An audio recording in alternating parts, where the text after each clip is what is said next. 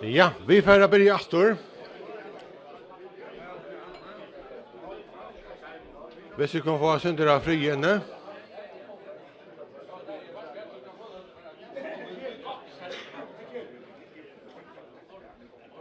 Ja, vi börjar nu. Og det som vi nu til at Atle Gregersen kjører i Hyttenfjord for at ha en framløve. Og det var vaksere måløyker i elvene og til Erling Alanti og Anna. Vi sier velkommen til Atle Gregersen.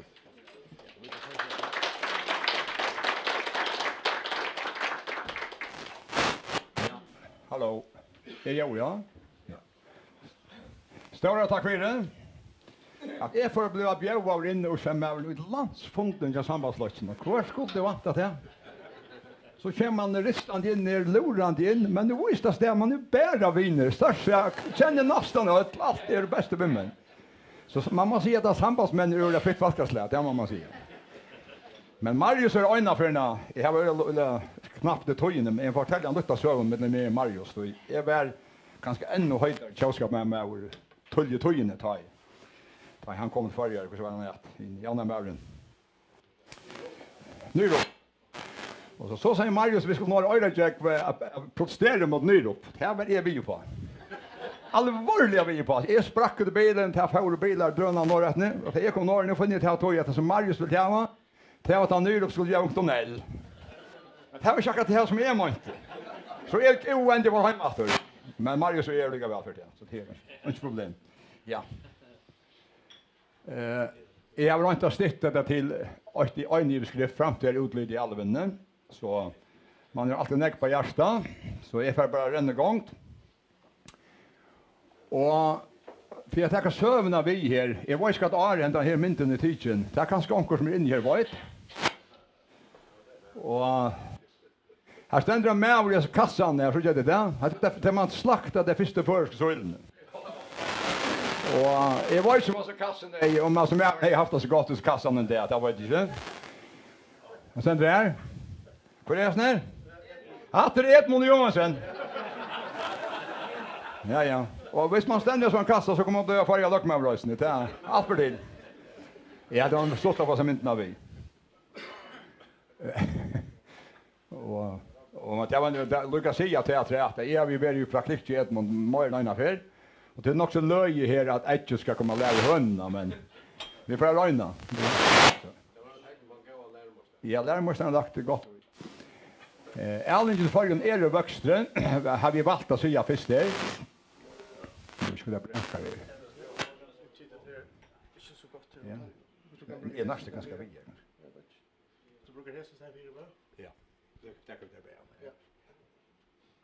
vara. Det här får inte jag tala. Nu måste det stätta som med förbudslisten och stäcka tyn, ja. Erling i Falken är det vuxen. Valt jag säga först. Det är projekter igång vi större och bättre smålte. Och här kommer allt annat lycka. Så hvis allt annat var lycka så är det, nu kommer ju svärna på den vägen. Så växer det alldeles nivå. Och vi kommer också att ta något överbruk den nästa åren för är det igång.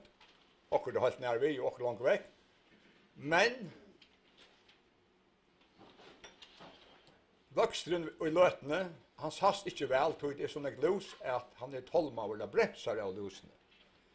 Så Samson som det är en underliggande vuxstor så sast det inte som en vuxstor så är han uppsäkare av tog det för en glaxalus. Och det är de allan hemmen.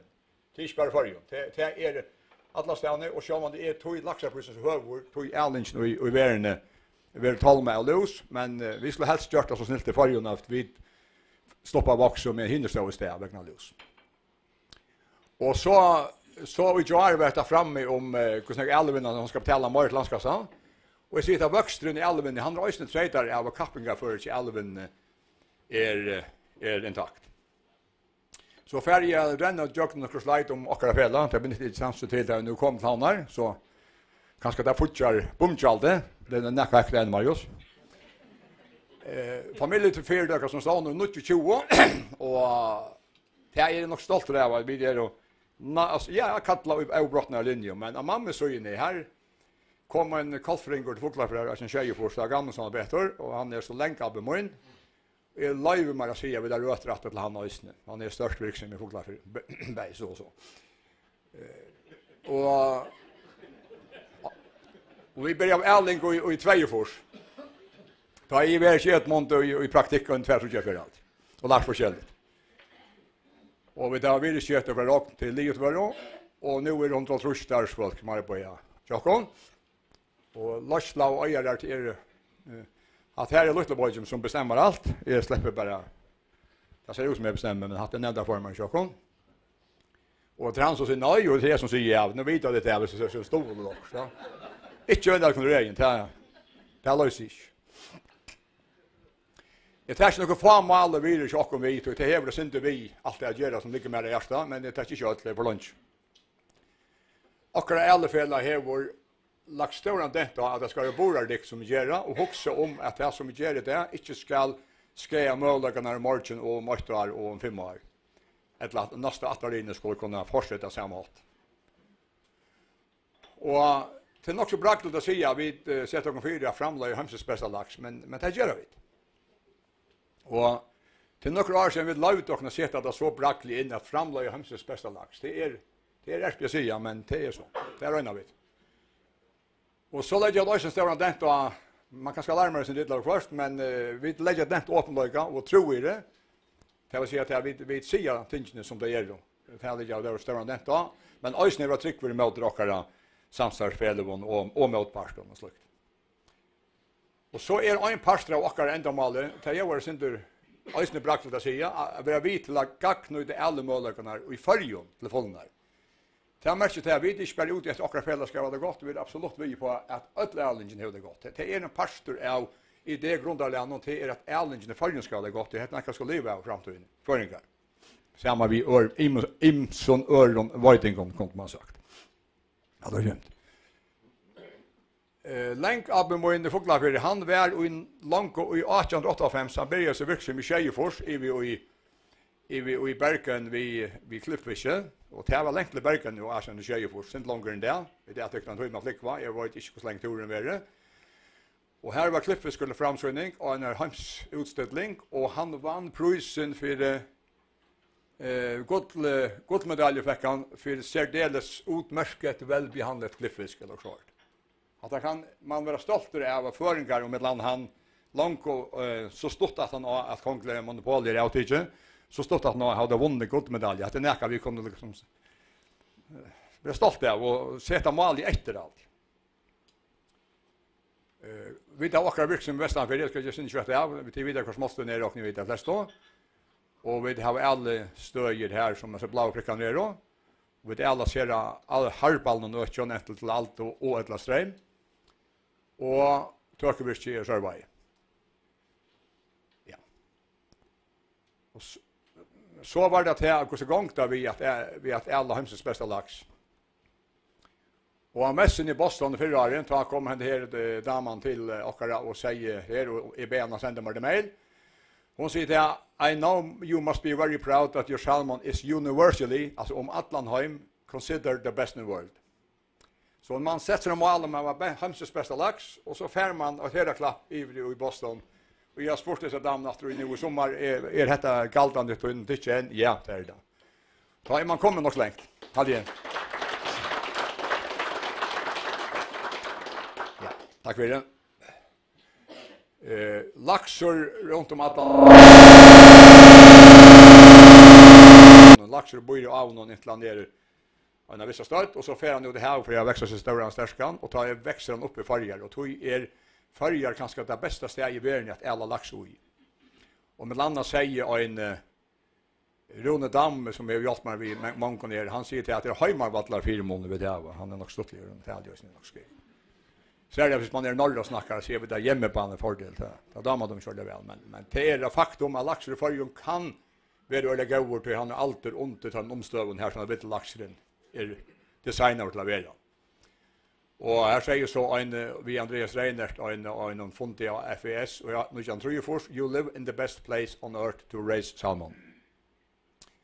Det här är faktum som vi har alltså det är forskningen som vi har göra och det är ju så det gott. Men problemet är att laxalusen här ösning hemma vet hon är väldigt här lika lunch laxren och så hon är kanske ännu värre distans vi i förrjun än nära sted. Och det är tyvärr så. Och så är det också så att laxen lusen att hon smittar i mitten alla fyrer där så strämmen gånger runt och förjar tar man ett rantne. Och en lusa larva lever kanske 2-3 veckor så hon får gå att i affära från en fjärde till en annan. Så alla har en felaks avbörd av att jag har en ekval lus och för en annan ösen ekval lus så det är felaks trobladj. Det är sliden att det stäcker lusen vi och nu för av åter till att in att Edmund och vi alene hade jag nästan gå så jag släkt att komma i Edmund. 6 och fors. Ta för allingen sända upp henne men så kommer första greppa skålen i Nova kont har väl fjärde alla där det var för det första neck för neck. Så politikerna bestämmer sig till att minka talet och alla fel om nya necklackre tal det är så första bröting men här var ett öde helt som hänt i Ösne. Jag hade också viktigt att man är såna folk samlar in såna skilda folk att säga att det kom öde gåor med syne där höjlevajer då men andra kom en vaccin och mot hydrosjuka och 8 till vaccinerna så stod jag inte här och snackade med Erling där att det är inte bort till att laxa för 8 hydrosjuka vacciner man vitjörde vi antibiotika alla samla tyna och det var hopplöst det var inte några andra minneslinjer. Men det så vaccinen kom så blev frigjord och här så Arne kom och skulle lägga lösa ämnen av marknaden flöjde och så för alla inte sända upp att det är på lite garn har gjort och vindarna blåste vi. Men så i 2000 tar kommer hela och långt i 85 så var det började på att gena brödingar tillgång till Röna Jerry Alningsne för den snillare och man sa att detta får inte vara gott. Och så kommer hela så vi fruktar för det. Och Alningen kollapsade efter och tar så andra bröding igång och tar ända vi en raxra kunde vi gjorde 2003. Och han raxra kunde hon har särskilt att här visar att det är brackläggning i mitten alltså mitten argentina så sätter det ut och så slunche och så älter fram till töko och så lägger det brack och så får alla sjukare lus och allt vara noll är det börjar åter så det är som att börja nutje fjärde kvar affär och detta var en öde stor framgång och ta blev Erling för bäst organiserad alla världen och i 2003 det är inte niv om det. Och så ser man nu sen att vi från centrum upp på framlöslan och framlöslan hesa affären är helt så har neglonkre. Men att det nu är att utfordringar nu är lusen stäcka vuxen och är visar att vuxen är ju helt av fram upp att inte vi hesa affären men han är helt av fram upp att vi så lusen inte vär. Och tog ju det vara är vi nu i tredje brödning. Kan man säga så hvis man sätter det upp i och den tredje brödningen är att lösa lusa trobladar. Jag har säkert inte slagt på honom själv men nu är modet lösa lusa trobladar. Så hvis vi vilja växa, hvis vi vilja hålla det samma stöd eller växa så man lusa trobladar lösas. Det är inte niv om att alla samt om nu att växten är stäckar vegna lus. Och det är lika som en frams för att visa ökeskvult framlösla och så stäckor att framlösla. Och inte minst här ser man när man stitter alltså blå och pojlarna ner till stitter utsättningar så får man minne ackumulering av sjukdom. Ja. Och här är så fettelskurvan för det som Arne hållt från Fyrfors. Och man ser tydligt att ta och vid sätta så mycket och kunna verka i 2003. Och vi får lost i alla troblagan ta minkar fettle som Arne i alla i allt för högt till det var ostrukturerad allting. Ta minkar fettle till att blåta laxta och i hemnon och till det var lika till och gör. Och alltså Arne från 2005 6 8 9 upp in i 11 år alloy ta är fettle om 5% och det är helt fantastiskt och det var öliga lätt att få oss vi om det innan. Men så hände det att de flesta ällusingar ämne blev immuna mot det. Monteren får ämne vi snackar om. Och så tog man ett ämne brukat som man har brukt för som är att hydrogenperoxid som får väldigt vid laxen och tar lite fett upp på ett annat stöje och så blir det ämne inte virke mer och så gärna har vi ett ällusar vi mekaniska natten och det sätter ännu mer press av laxen. Det går för ungefär men laxen tål det inte vojar illa. Jag vill säga att jag vant det att det mekaniska hatten är färdiga rycka bättre i framtiden. Det har arbetat nekvitt tog. Att det här är det här som också inte damer att sutja för nekvar av helt stånkar till det i Albruggen. Att det är en kinspikven lax och hon och jag råknar med att onkrar vidare till att det länkar som honkar att gjorde att det är ägga strånkare. Och jag vill säga att det är i alla där med politiker har varit nu avbryt av att komma vidare och få det görs bättre. Jag tror jag att vi hör fram här att släppa säga det här och det. Och vad kan alla göra? Vi kommer snitta till nationen. Större smalt. Och hvis du huxar om att du har relativt lite smalt så är det fisken land i 2 månader och så sjönen i 2 månader till samman 2 växer då smaltstöten upp till 500 gram så är fisken 18 månader landet och 14 månader sjönen. Och det här är en öjla stor bröjting. Nu har du skor i 8 där ringas lösamannen är av allt annat lycka. Så det här heter ger ordentligt stora mån. Och alla i förrjun gänga ända väg. Så kan man och är valde att ta det slide vi för första ojes ner. Alltså lagen är ju till i fjör vi det längt främst. Vi kommer nu på 600 gram med mil. Det sänder gott nog för Nujjan. Men i 17 halvår i 18 var vi på 600 gram mil och här är vi nu. Och det betyder att fiskaren som vi täcker kommer näck sjödar sjön och naren. Men till lägga märke till att den där röda linjen som är i förr hon går också upp henne. Och hon får gänga kött upp henne nu. Så man 2-3 år så ligger alla i näck större smalte och därför att göra att älgen i förrjun allt annat lycka kommer att växa.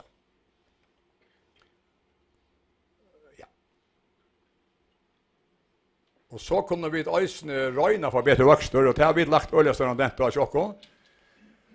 Och här händer det gånger snittlar och töcknen i man är så mycket gammal färdfoner och fjärrstyrning och så där.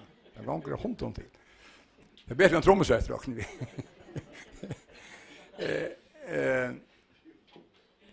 Nej, man kan ha imiska växter, man kan lägga dent av växter och det är inte bara att göra storsmalt, det är alltså också med göra så god smalt som möjligt. Och till visse att vi är röjna är kärspettar här så har vi till åkare för det klara att finna den första ringen i Sörvaj och alla det hinner så gör det av samma stöje. Att växa vi en näck sjödare för en mial här i förrjun för 2005 platsen. Det har ju varit en växtarfaktor och man finner på det som är gott 4 i mot 3 som är mial. Och det här betyder att fisken som är kommit till 8 år att nusättning så var fisken blivit 6,5 kilo levande vikt och slaktavor. Och hvis han är vi vanliga växtraffär så har han annars vid 4,5 till 3 kilo svettne. Och det är det stolt att fortälja att det har rättnast men jag ska inte täcka munnen så Fotland säger att vi det har säkert på kvoi men har det går så döm om att fisk kan växa när köttar hvis allt vill vi alltid. Ja, det är en alltså ja, det hade öliga spårningar. Kvaliteten där det kommer till alla vanliga kvalitetsparametrar är den samma. Men en fiskar som växer så kört till har ett öliga stora utfordringar på han och rejan. Det är trubbelage. Men han är mer överkomlig hade jag eller vite än hvis han blev blöt och skrattna och så. Det gör han inte. Smaker och konsistenser är det samma. Ja. Och så kan alla göra imista trät, alltså att det stor smalt och få smalten växa kött. Ranches är röjna, det rycker rätt väl, men en truvas sig för ett land, han minner syndrom hydrasjukotoina vid laxe, att här manglar vi, här är några sjukor som inte klarar kroppssätta motor, och som laxen tålar, men som ranches inte tålar. Så lunches som det livar så är det fint, det dodger så jätte det sjön inte går loss. Så det är inte en fullgång lösning, men det är en hjälp. Och så är det imisk andra ting man kan göra. Är skåleberg jokken det. Man kan ha kyrst för att välja mot larvon, att lusa kyrst. Man kan ha lusa lasarar och man kan ha bete gentik, alltså bete stammo. Och man kan alla möjrar som det minner lus. Och man kan ha låkar och inte det själv någonting man börjar på norra nu. Alltså ni mot till dotching och flytta dotchingna väck. Och man kan flytta långkor ut och man kan lägga något bruk till dömes för sig vikon och i kvalpa är det här nu i färväntan. Kan du lyssna kött här för jag vill se tojen. Det är låter det. Så pyschar den för dig. Det var mer spännande som mer till sig kan sambandslocken göra. Ta stäcka av ordet. Ta affärerna ner, va? Jag var ränna på toppen så stäcka av det. Nej, det är Kvar kan alla så ösnen göra jo man kan ösnen ha mekanisk avlösning och det är verkligen öliga stora hjälp för älvarna och med andra var vi till Sörberg kom när vi när vi öliga nekva los nu i januari månad och så kom Marsten Väster och vi fick avlösa Atlanfjörden och det var fantastiskt. Men det är öliga krävande med mekanisk avlösning Här är imiska hatter, feskvatt är rätt. Att du pumpar fisken på i feskvatt. Ettla till karran i jöknen hårt vatten i next sitter toy, halva minut bara. Ettla du spola lusa av. Alla häser hattner är och rycka fint, men tar sätta press och fiskerdøyr. Lusen tålda slett ikke til fint, men laksen tålda ikke vel å bli handfæren for nek. Og tog må man enten gjøre minne av sånt, som vi drøyna vil ha nek, etla må man røyna få etter her å være smittligere, og det er i gang. Det er flere ganger dratt av veien med tog. Så var det det. Det var langt vær. Hva kan sambandslokkeren gjøre? Det var svalligt. Jag kan ju sjå det fra sambandslokkeren her sindra maknast ver. Då spyr jeg hendas borningen, no. Ikke hva kan landet gjøre, men hva kan sambandslokkeren gjøre.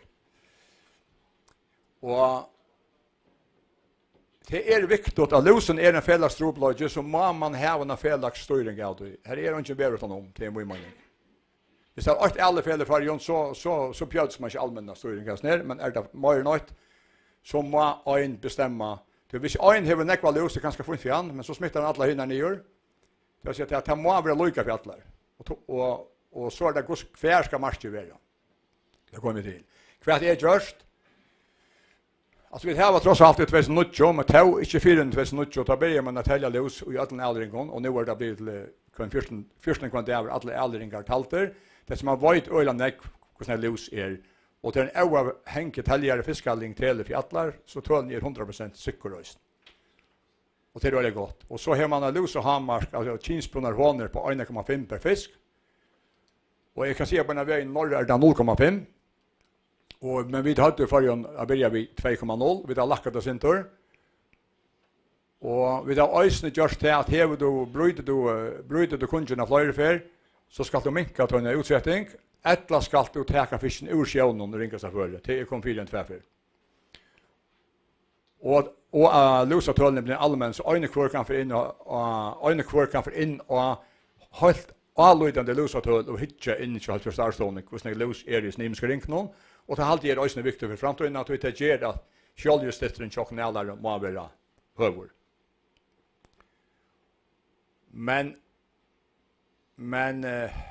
det er snakket om det er trygge brøyding, så gjør allerne atler øyne rikvo at gjøre det bedre. Men politiska skibene må øyne teka hadde jeg et ørnet rett.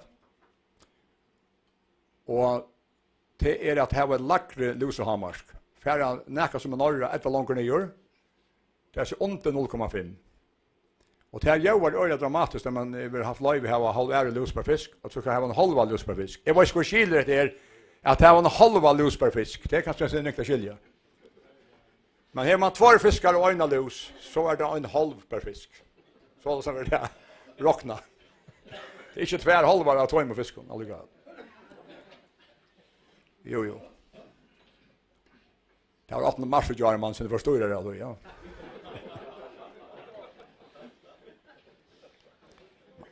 Det er ganske vært bedre 2 med halv hånden enn en høyler, jeg vet ikke. Han var nok skrevet, altså. Ja. Johan? Jag vill bäst att han hotar bruka till LSV. Ja, så alla här var så inne vansare 4 månader, och jag vill säga att allt viftan för framan är helt nej. Alltså färskvatten dömes av de amerikanska rycka bäst, men här är kapaciteten minst. Färskvatten till de amerikanska avlösningarna är det bästa. Lusen för väl av och fiskaren dör inte, nej. Men kapaciteten för lite.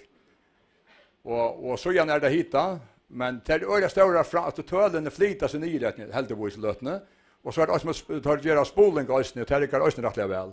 Och ett först fälla var inte om 2 år om det är toften all, ja. Här är ösnen onkel spoling igång. Och tärkar ösnen rättliga väl, men näckvar efter metoden är i förbättring. Ja.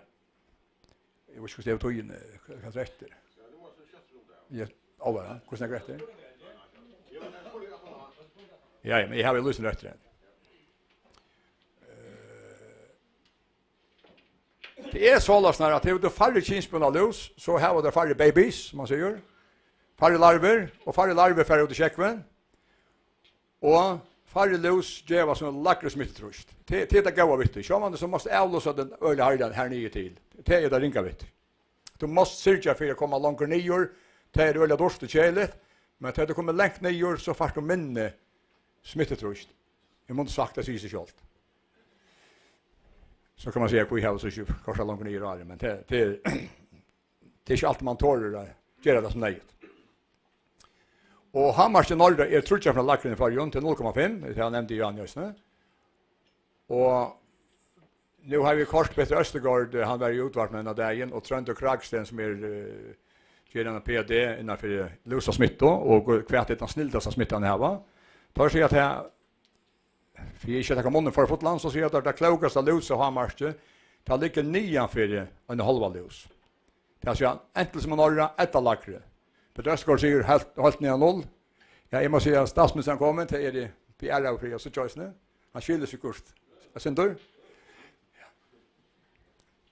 Jag måste lucka för här en stottliga mot Danmark och förra. Då Peter Östergaard så går vi göra lakna. Han är danskare, ja. Så var pappa hans inne i småsten chockon och han var ju näck äldre ner så runt i halsen på honom höflig vi han och snackar dansk så säger han hon skulle jag förstår inte färsk.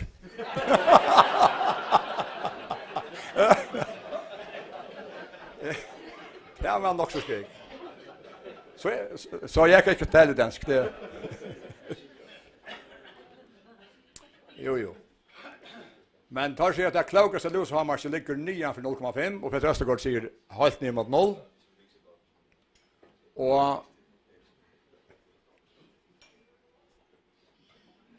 Och i norra Trøndelag och norra här har vi haft en självkrav av minskning av det reella marschen från 0,5 ner 0,2. Alltså det är inte skilja en halva per fisk men skilja 0,2 lus per fisk. Nu har rockmaskinen fram. Och ursligt är värre. Jag ringde i jar till norska djurlakna som är varit arbetsnötsen där.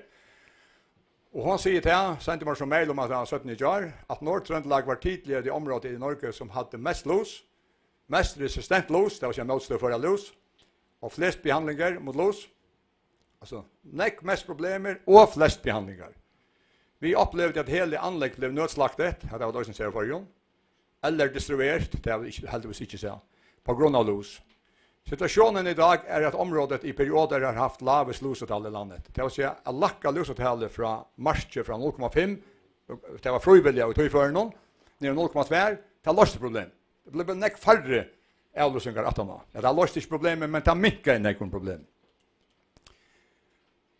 Och ja, det var lika åt det som jag sprack på boi förståndiga länder, jag tror inte backa att jag löjde det, till att åt lus och hammarsche, men det är viktigt att myndlöjden och allarna må leva vid att bryta de marsche så öjda få avlöjningar. Det är inte gott att ha ett marsk och så får man styra till tog och så är det färdigt ånga avlöjning hvis marsche blir brott.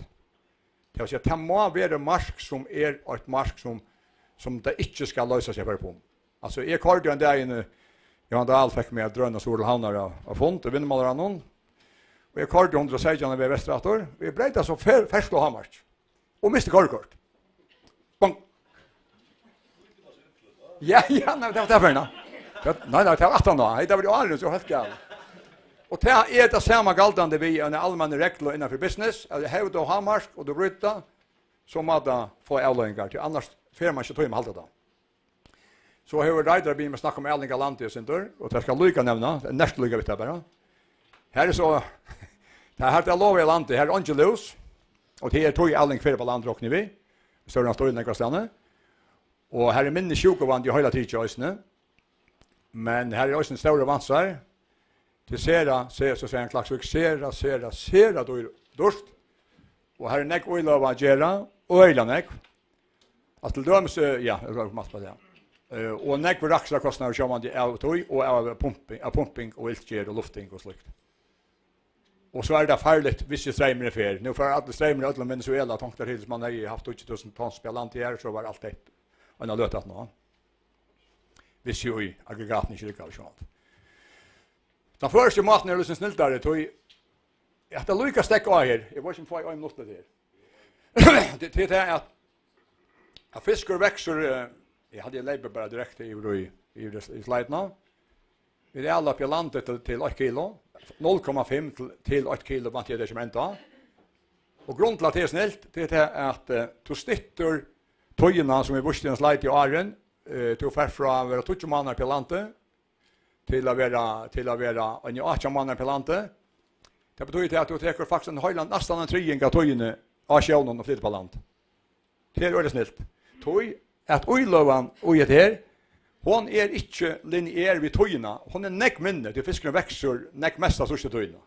Tog att det är en snällt måte att utnyttja landdelning på att flytta upp den av vissa stöd. Hvis fisken växer linjärt så är nytta vid det näck minne av flott på land så oilövan blir näck vackre. Men jag kan säga att det är bara företaget jag har brukt 1,5 miljard till att flytta fisk på land. Och så näck vad pengar kostar då. Ja. Jag var som att här blir någon förklaring på det här. Nu för annarskast. Ja, det är faktiskt sista sliden.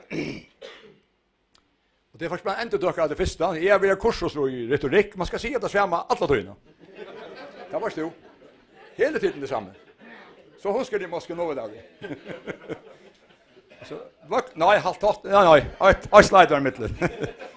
Det är det som vi snackar om Johanne vid Kappingafören. Alltså växter förska alven i 3 dagar av Kappingafören. Och Kappingafören är så återträte av att jag vet att goda framlöslo vi la om fettle, det är mo för stora på fettle.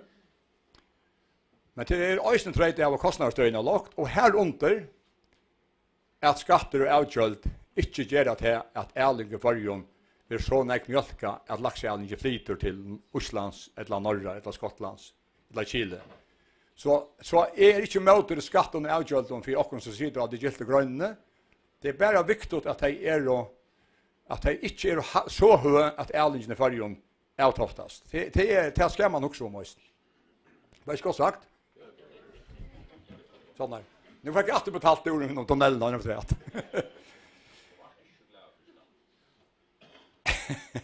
Nej, men alltså hade kan man så diskutera lunchen men en kvar förrätter har ankra pris. Du ska bara inte drepa hönna som värst för godlek. Det är vi tar matte man är det är här alloj, men kvar till till så långt jag vet inte. Vi var samman om dökan, Allingen för ner växtre. Till med annat tog man gör nästa år smalt och man kommer sätta tog in i självnon för man ska växa självdare så är det uppåt bättre och tog vi flyta ut ta kan nog göra bruk. Och det är nog inte alla då är det också just möjligt för ut i havet alla. Och är dock ni också vi sånt när på Djupen och Västmanland sånt färre till vara tiden brukar framtiden. Och men vuxen vill bromsar i låtning av lus och vi ska chans efter så blir bromsar politiker näst. Ta det.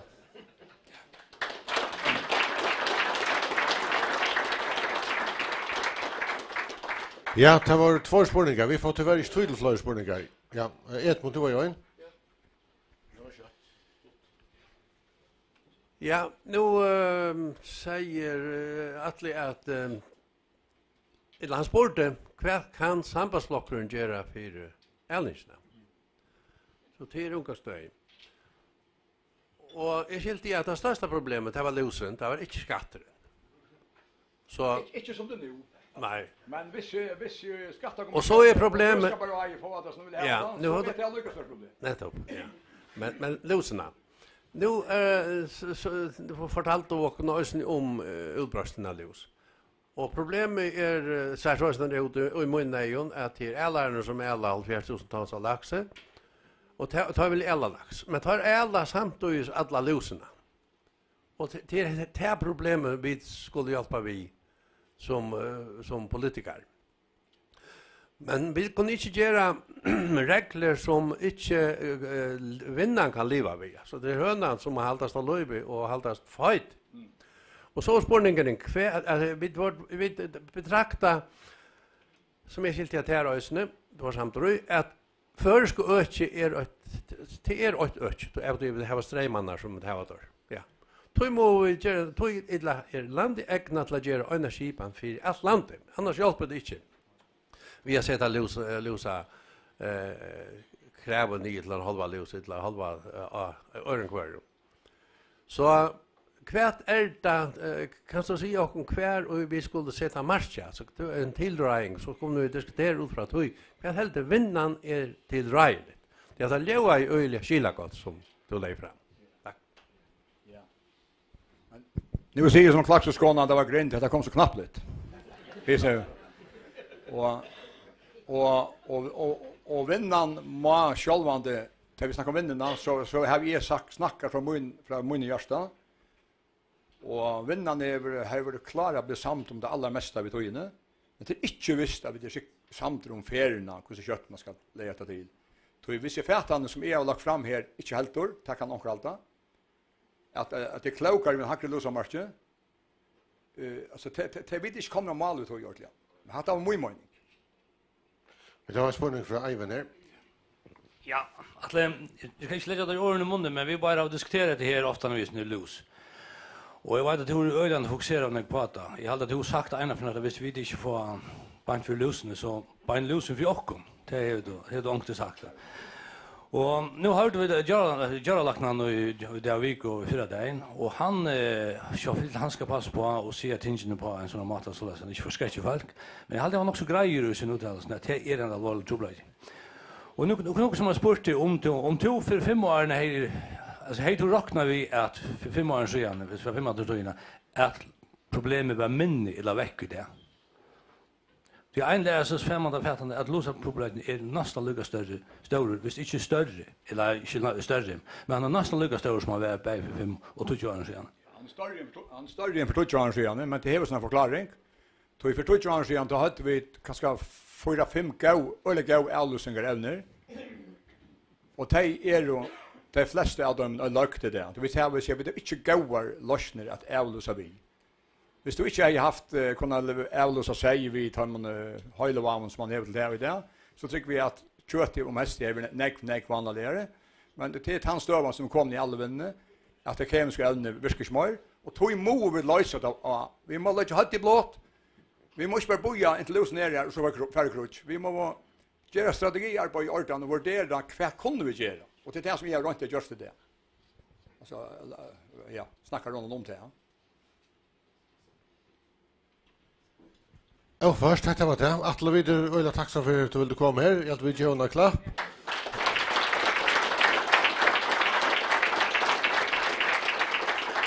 Och tar vi nu har lockat det landsfond och sambandslös så skulle vi ska ta med intresse efter så vi tar en gåva till den Joshua. Om också lärt det då. Och Lusa från Gusser. Tack för hjälp. Raskar att vi då gott samstånd att jalten skulle avsättas. Ta samsar vi neck ta det och 2 år ganska vi på att det blev ett avskjalt elven och tog kom då att man så skruvade upp ett så igen det var det som var ampen till de flesta. Ja, först tack för det. Vi får så till nästa framlån och det är om politiska ungdomsarbete i sambandslösen och det är Linnea L. Petersen, forskvinna i Ungdomsförbundets samband och ja, det är tvär. Anna Falkenberg i Rösne, ja.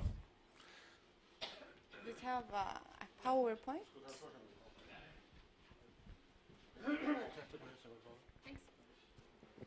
Så där kvar stanna. Kan vi skifta?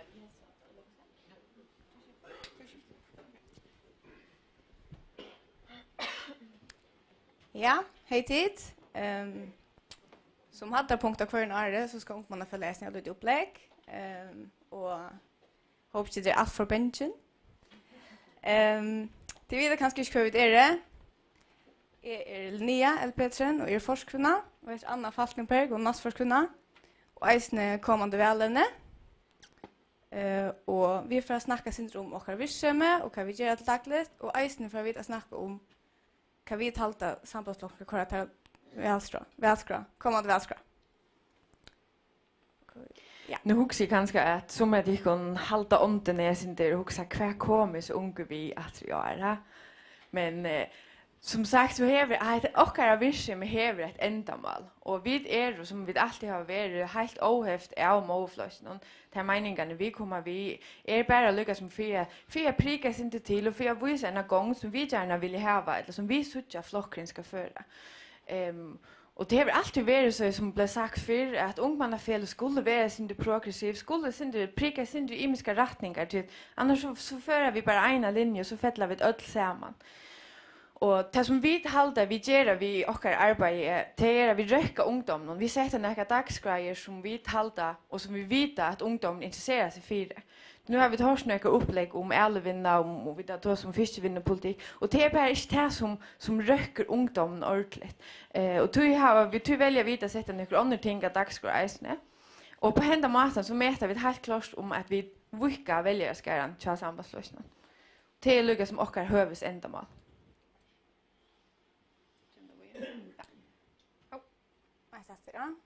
Ja. Och så får vi snacka sen om människorna i fällan, kan vi ta just det senaste året. Och senaste året har vi stöd människor i fällan och vi har arbetat mycket med att mobilisera limer och få limer till. Haft lima tilltök för öll sambands AH här det är möjligt att melda sig till lim till tilltöksne. Här vi har snacka vi imisk ung och lärt sig känna och så igen bara hon också. Och här är en grafer som är limaväxtren så igen 2012. Nu är jag kanske peka men det är så öll. Och det kunde sucha det här var ett lite störst i 2014. Här ungmannafället dassen i 4. Och jag skulle lycka vid med att det är lima växtren. Det var en växter till året men bara inte lycka hur växter som 4 år. Och så jag antar hela växtren vi är också stövor. Och senast 2 åren är så hacka rättliga nekv. Vi önskar att stabilisera fället så att nämnden inte blir utskift så som blev 2014 till öll nämnden för land någon i Lesterören.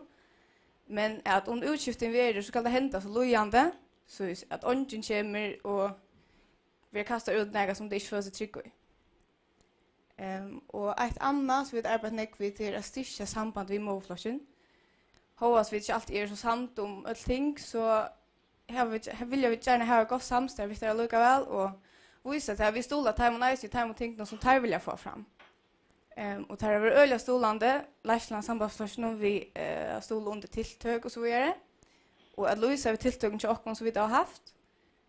Och vi har ägstning vi har funnet, vi bär Baror och Helga. Och det var så avgörs att vi funnet när vi skulle räckliga ha funnet vid målflasken.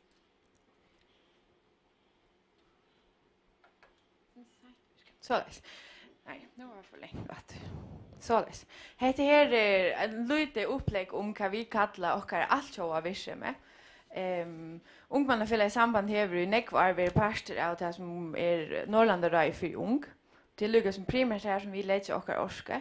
Här vid är i en paraplyorganisation samma vi eller i Nordens liberala ungdom som ett annat är som ett land är en paraplyorganisation vi framsöken unge förjon här Venstres ungdom i Danmark.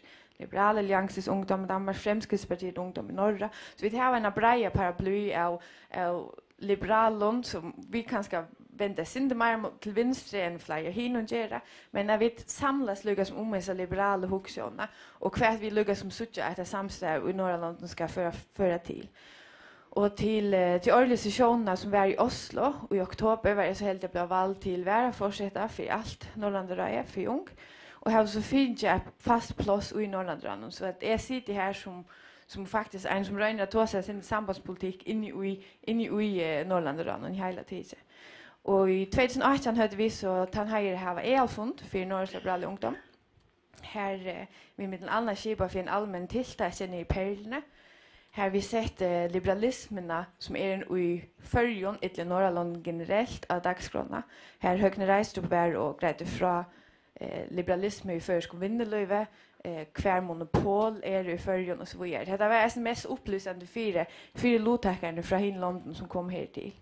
Jag vet hört jag check om skrivet talefralse 26 paragraf 26b mittel Sjura Skåle Björn Samuelsen. Och det var ett ordentligt väl ett tilltag som flera folk mötte upp till. Så att läsa snacka om senaste året, kan vi ta just det senaste året. Och efter EL-fonden sista år lötte vi det sin harst ut. Vi har kommit ut vid en tunda skriver här vi sett att ungmannafället samband inte är något liberala kos.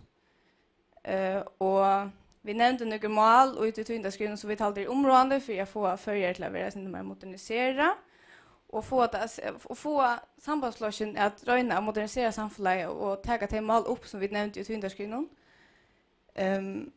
Det var några portaler som här var några överskrift som några portalen och här det blev ganska synder jag var ganska synder som ett allop mot flöschen och mot flöschen det var inte meningen. Meningen var mer att hejta av politikern och i sambandsflöschen kan vi till att här skulle föra kostna. Så det var alls inte för att leva av eller visa några tjeligt och några som helst. Det var bara för att visa att man kan vill det och kan vi stå och i nuvarande som tar över allt förstår. Ja, och stort efter elfunden i fjör kom vi så vi en öron upproper som eisen kommer i Skomilan när vi fick sett en dagsgra om att vi halda samkända män att släppa att göra blå, den är blå. Och när en av i 18 kom nämligen eisen en lovbrötning i Danmark. Här man har upphävat till livslängd och karantän för samkända män. Och det halda vi en ett ting som vi eisen 8 till och här i förrjun till att alla rapporter visar att screeningen av blå är så god i det att screeningen fänger alla sjukar som potentiellt ligger i här. Och det är grundläggande att jag kan hålla vid att vi skulle skifta systemet så att vi hittar till enkelta individen. Så hvis en har varit i Asien till dömes stod det att efter hon eller han ska donera blod så är hon stadigvæk i karantän. Så vi skulle bara skifta skiparna så att vi hittar efter till enstaka. Kvar enstaka personer som har en smittevanta och inte hittar efter till gynsliga samläggande. Och så är det väverlagsfärsfall till att ha möjlighet hörst om det till en global rörsla. Greta Thunberg var 16 år gammal då hon började rörsla. Och i sommar började hon vid att strejka skola och sätta sig utanför det svenska parlamentet. Kvönte fram till väl blev utskriva. Nej, väl var, varsågod. Här hon ville visa av väverlagsböjningarna som far fram. Och hon helt inte att politikern tog det någonstans allvar. Och tan Rössland har flott i Mattenheimen och Rödtennar i hård. Och i förrjun har vi ett eisen vävlagsfärsfall. Och strejken flott sig till att vara förkvönta att henne i en månad till att hon är kvönfrutja där kl. 12 för ska tog. Och hon är samma touchpunkt om Mattenheimen. Och här är vi ett eisne, en parstra, och vi tar lot i rösslene. Och det är vävlagsfärsfall kvönfrutja där kl. 12 utanför Løgtinge. Och heter samstarv i mittlen fälle till 4 ungmannafälle och 2 fällaskabra träd som skipar fyrjes ner. Och vi vill visa av att vävlagsbrytningar är något som väl för fram och därför räkar hon öll. Är helt annan röv för några fortsättning så gör här lite av att vävlagsbrytningar, mål om vävlagsbrytningar inte ska tällas upp i högra och vänstra våningen. Till att det är nämligen troplage för räkar hon öll framtiden och öll lockar atterlig. Och att vi vill hejta av politikerna att ta avbryt nu. Så jag tackar vi inte avbryt nu så är det för sent. Så det är störst hjärtamål tjock. Och det här som sagt så gläds vi sjön jag nu med höra rövna från mellan bara som lägger det då vi skulle till omställa oss till gröna elorska och så vidare. Så det är bara allt det gläds om och det är bara supplement till lyckas som ta politik om det. Ja. Så här har vi några hjärtamål i ungmannafällan. Vi har valt att titta 6 hjärtamål fram. Som vi vill lägga säljande då som vi håller eira vid tiden upp och det är för det första rutfällskapen ska vara för ung. Och det som innebär utoi är något som är nästan på som med det och det är att ni broder som eller förra för som byråkrati som är hövmövligt för och unga som färra att till Danmark att läsa. Vi skulle göra det lättare för försk ung affärer nyer att läsa. Att nu vi införa dansk CPR-nummer. Jag läser själv nere nu och jag har haft den också lätt vid att skifta mitteladresser. Tror att jag ett annat år har bo nere. Så jag har alltid haft ett CPR-nummer. Men det är slett, alltså det är bara ett eindöme. Och det är så nek ung som möter så nek från utfordring och tror jag vet inte har det välsigna jag tal. Och det håller vi verkligen att ta ära komma på plats nu. Och det är ofta det är eisen sjön filmen viktigt att det kommer till hälsovård så vi är som vi eisen har två som är där. Men helt klart eisen det räcker och unga allvarliga. Och så har vi ungkvärspolitiken. Det är som sagt ett öliga större hjärtamål. Och vi inte att ungkvärspolitiken ska vara näga som ständer av välskrånande samtalslösning och komma att lökningsväl. Och att det är inte att sätta några avtökerverk så att vi kan få bjöa i musla plastik så som det gör i London och Nomakon. Och eisen är det inte nu när vi pratar om att skifta bussarna ut av Bygda Lion att det är elbussar och det har Annika Olsen har sagt allmänt att det är inte och eisen så är det om det är kommunalmål eller inte, det kan så diskuteras. Men vi vill sätta fokus på att det är en extra troublage än vi gör kom färre och att vi inte eisne att tinkmän i samtalslösningen tar ont i Björn Samuelsen då hon säger att hon inte står ett orsko och ungkvärsmålare och att sätta en grönan landstyrsman. Eller kvinna. Sånt. Ett annat hjärtamål till oss har varit länge till att vi skulle bättre om våra frågskapacitet och att vi skriver att vi skulle allt att göra det. Så menas vi går lika visa att det kan köta en grein som vi har skrivit i Lestrabladen om fjällene. Då ständer vi öliga små nu men vi kan sända länk och allt det där. Här vi lyckas som visar att vi halta att det är en liten skivläge i utbyggnadskipan som man är ute. Vi skulle huxa en nästa större mån om kvalitet fram kvantitet. Vi skulle bjöa att här utbyggningar ut som är relevanta att täcka här i förrjun. Till vi är lite samfälla, vi var nödvändigt att vara realistisk om vad vi kunde bjöa ut. Och det är då nekva utbyggningar som kunde ge mening att ha här i förrjun. Att nu livsfri och så här som är det tatt tänkt att och natur och omkvarve. Och alla alltså det här vi skulle ha vi mente tar vi göra det. Så vi skulle ha goda utbyggningar men vi inte ha så nekvar. Det som vi har skulle vara goda. Och i större mån skulle vi eisen hitta efter att det här utbyggningar som vi har bjöd ut samsvarar vi det som arbetsmarknaden efterspyr. Så vi har ett eller annan kontinuitet utui. Det är något som vi talar är väldigt viktigt. Och så har vi eisen sett ett annat som är campus i åkara grein. Och det är vi talar att det frågskapacitet som är för en eira vill samla sauna en sted som har färdigt till läsare omkvarve som vi eisen har tås omfyr.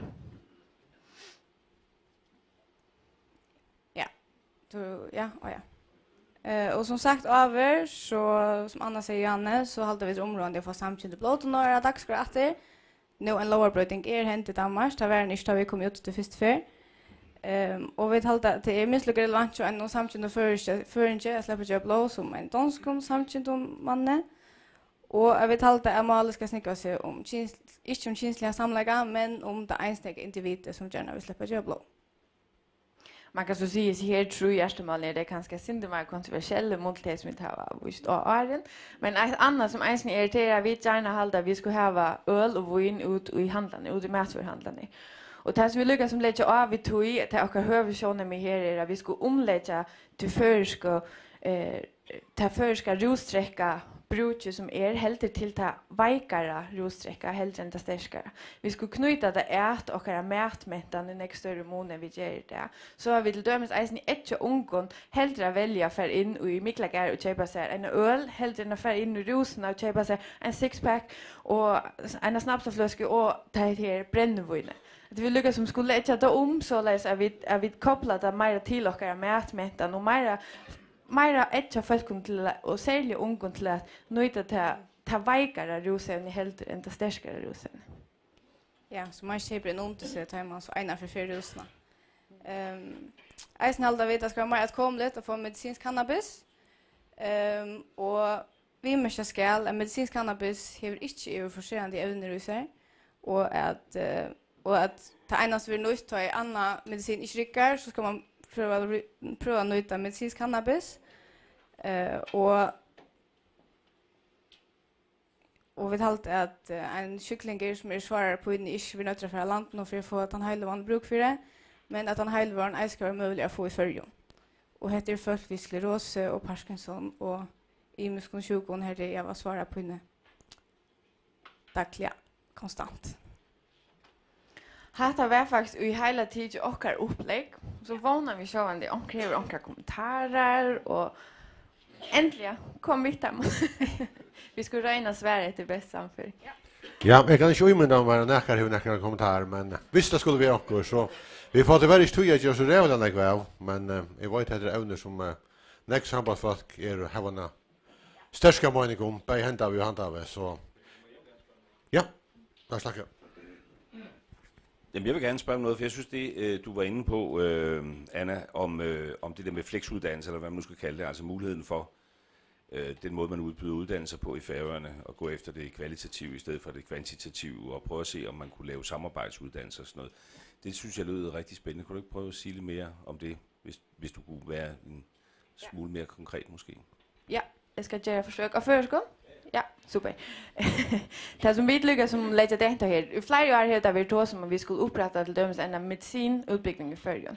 Här vi halda att det inte ger öjla nega mening. Det kräver öjla nega kapacitet och störst laboratorie och det kräver öjla nega pengar. Här vi hellre halda att här skulle vi samstarva vi att till dömes sjukarrättarfröringar eller utbildningen här vi mer samstarva vi utbyggningar nere till dömes knyta till kanske inte mer samman till hälsofröjliga utbyggningar. Och så annars det här utbyggningar som vi skulle bjöa ut i förrjun skulle vara det här som knytas tätt ett och omkvarve till dömes lövfröjliga biologi, fiska, livsfröj som man till dömes ser uppe i Trondheim och i norr här de har öliga goda erfarenheter vi tog i att det lyckas som fokusera att det som tar omkvarve är gott att bjöa ut. Här vi skulle här det lyckas som tar som huvudfokus är vi skulle hitta ett kvarts mening i och samhälle bjöa ut så vi eisen kunna etcha ungkon och läsande i ölln heimnun att komma till förr att läsa det. Jag vet här vad jag säger lite att bjöa här i förr. Till lyckas som tar som huvudchattarna. Ja, men det grøtt svar. Ja. Inge. Ja, först tack för gå framlö. Men ett som jag också om det är att vi ska kunna hålla att det unga är inte långt för förrjun. Så jag denna för hälsovård. Du kan ha en 2 år att säga att sjukhusen. Så nästa år chans för det kommer att Så det är en möjlighet att man liksom röjner att man kan inte ta alltid för en alla utbyggnader, alla lackna utbyggnader, men så man kan hålla 2 år långt ganska, och så får man specialisera sig. Så knyter man kvar att näck mer band.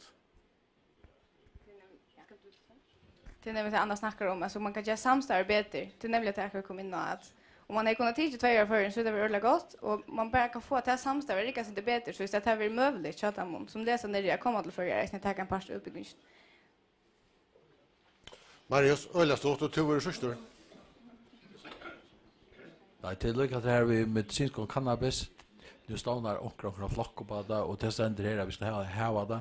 Men jag menar alltså jag vet vi har medicinsk cannabis i förrjun här i folk och i har torv att och inte annat det där så har vi medicinskt eller möjligheter som lacknar att ordinera ja, och det kostar bara nog så mycket om man ska söka till landsapotekaren och se tillskott till den enstaka. Så här så tror jag det är avgrejt. Ja, det som vi inte nämnde det att det ska vara mer ett kommunligt köta med sjuka att få medicinsk cannabis. Så att vi vet att det är inte lätt att utskriva som ganska som du säger. Sen som har sport sånt men kanske inte få det eller hos allt så man vill nöta för alla någon för att få det. Eisen på hela tiden man lyckas till alla patienterna. Alltså att om man ska kunna lackna då för till så lackna lycka villigt att ge där till medicin. Det lyckas som det handlar om liksom lycka rätt för alla patienter. Ja. I vill säga till näck som har en öliga gröja mening om massa framlövna och några är samt och några dundrande osamt. Men vi har tyvärr inte tog för ut i smålåter i en chat som där. Så vi säger att nu får vi få en kaffe och vi börjar åter om vad kostar.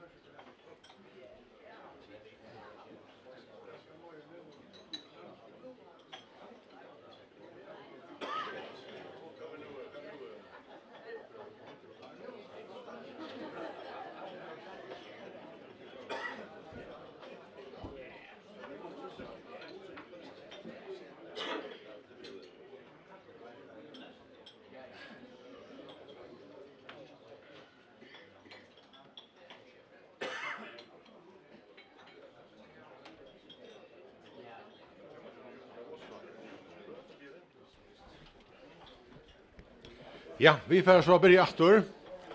Och till nästa som är av skrånne, det är åkara gestor från Vinstra och statsminister Lars Løkke Rasmussen som för att se några år. Vi får ge ordet till Lars Løkke Rasmussen just väl.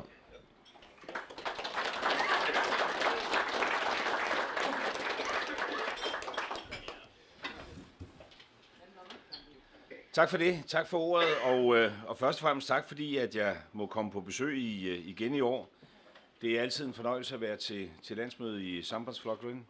Og jeg synes jo, det er en god tradition, vi har for at besøge hinandens landsmøder. Da vi havde landsmøde sidst i Herning, var Barbara på besøg. Og så tænkte jeg på, der er alligevel forskel, altså uden overhovedet at fornærme folk i Herning, det skal man passe på med, så må man bare sige, at indflyvningen til Færøerne, den slår indfartsvejene til Herning. Der er noget helt fantastisk ved at flyve ind til Færøerne.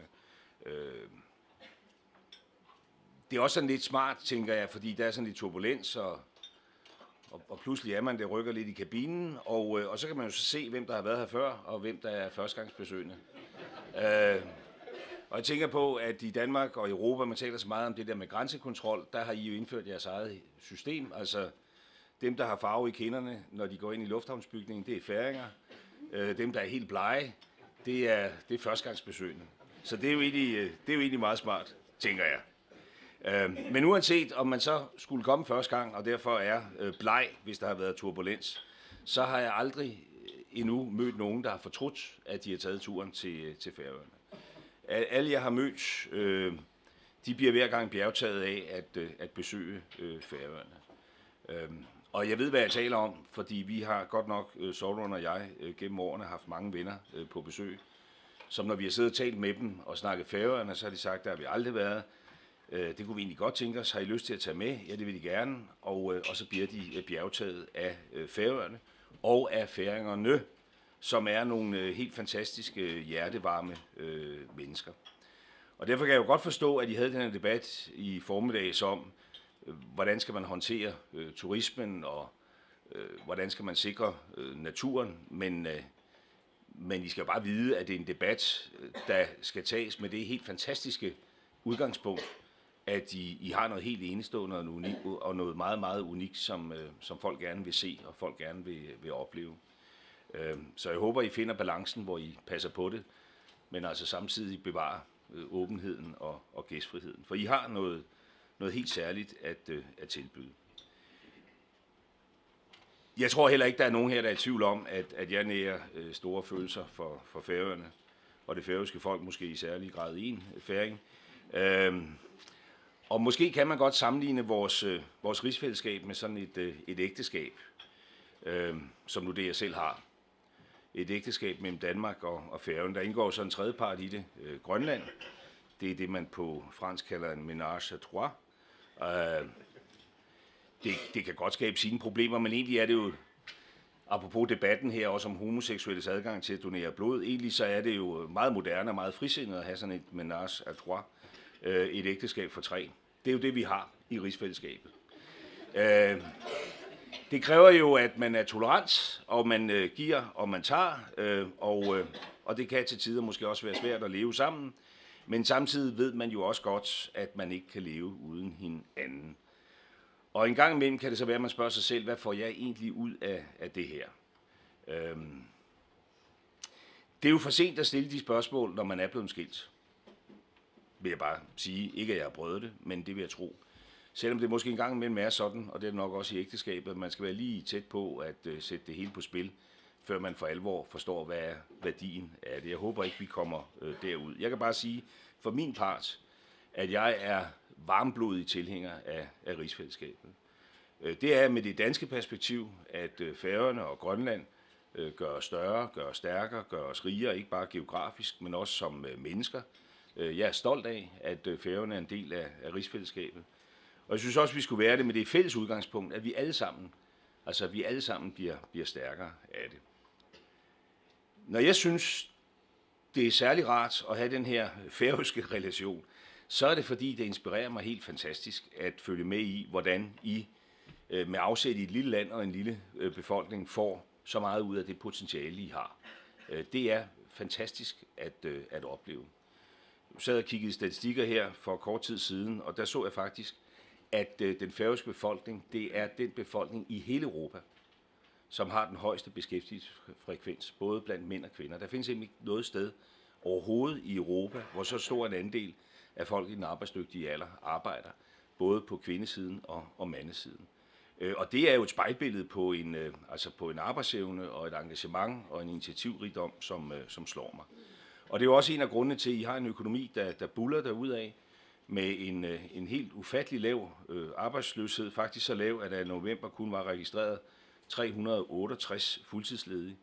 Det er ganske flot. Også på andre måder stikker I ud.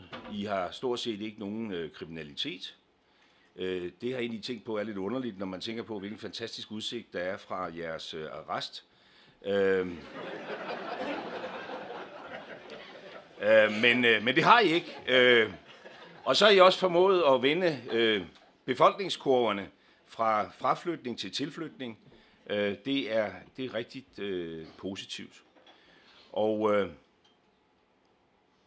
sidste år var et godt år, og i år ser også ud til at blive godt. Det er jo sådan en periode, der for Færøerne står lidt i stjernernes tegn, kunne man måske sige. I har fået en stjerne på håndboldbanen, en verdensmesterstjerne, Johan Plek Hansen, som leverede en brav indsats på højrefløjen. Vi savnede ham i finalen, men jeg er helt sikker på, at der venter ham mange store kampe. En verdensstjerne, 2 stjerner til koks. Altså, det er jo helt fantastisk at få 2 Michelin-stjerner.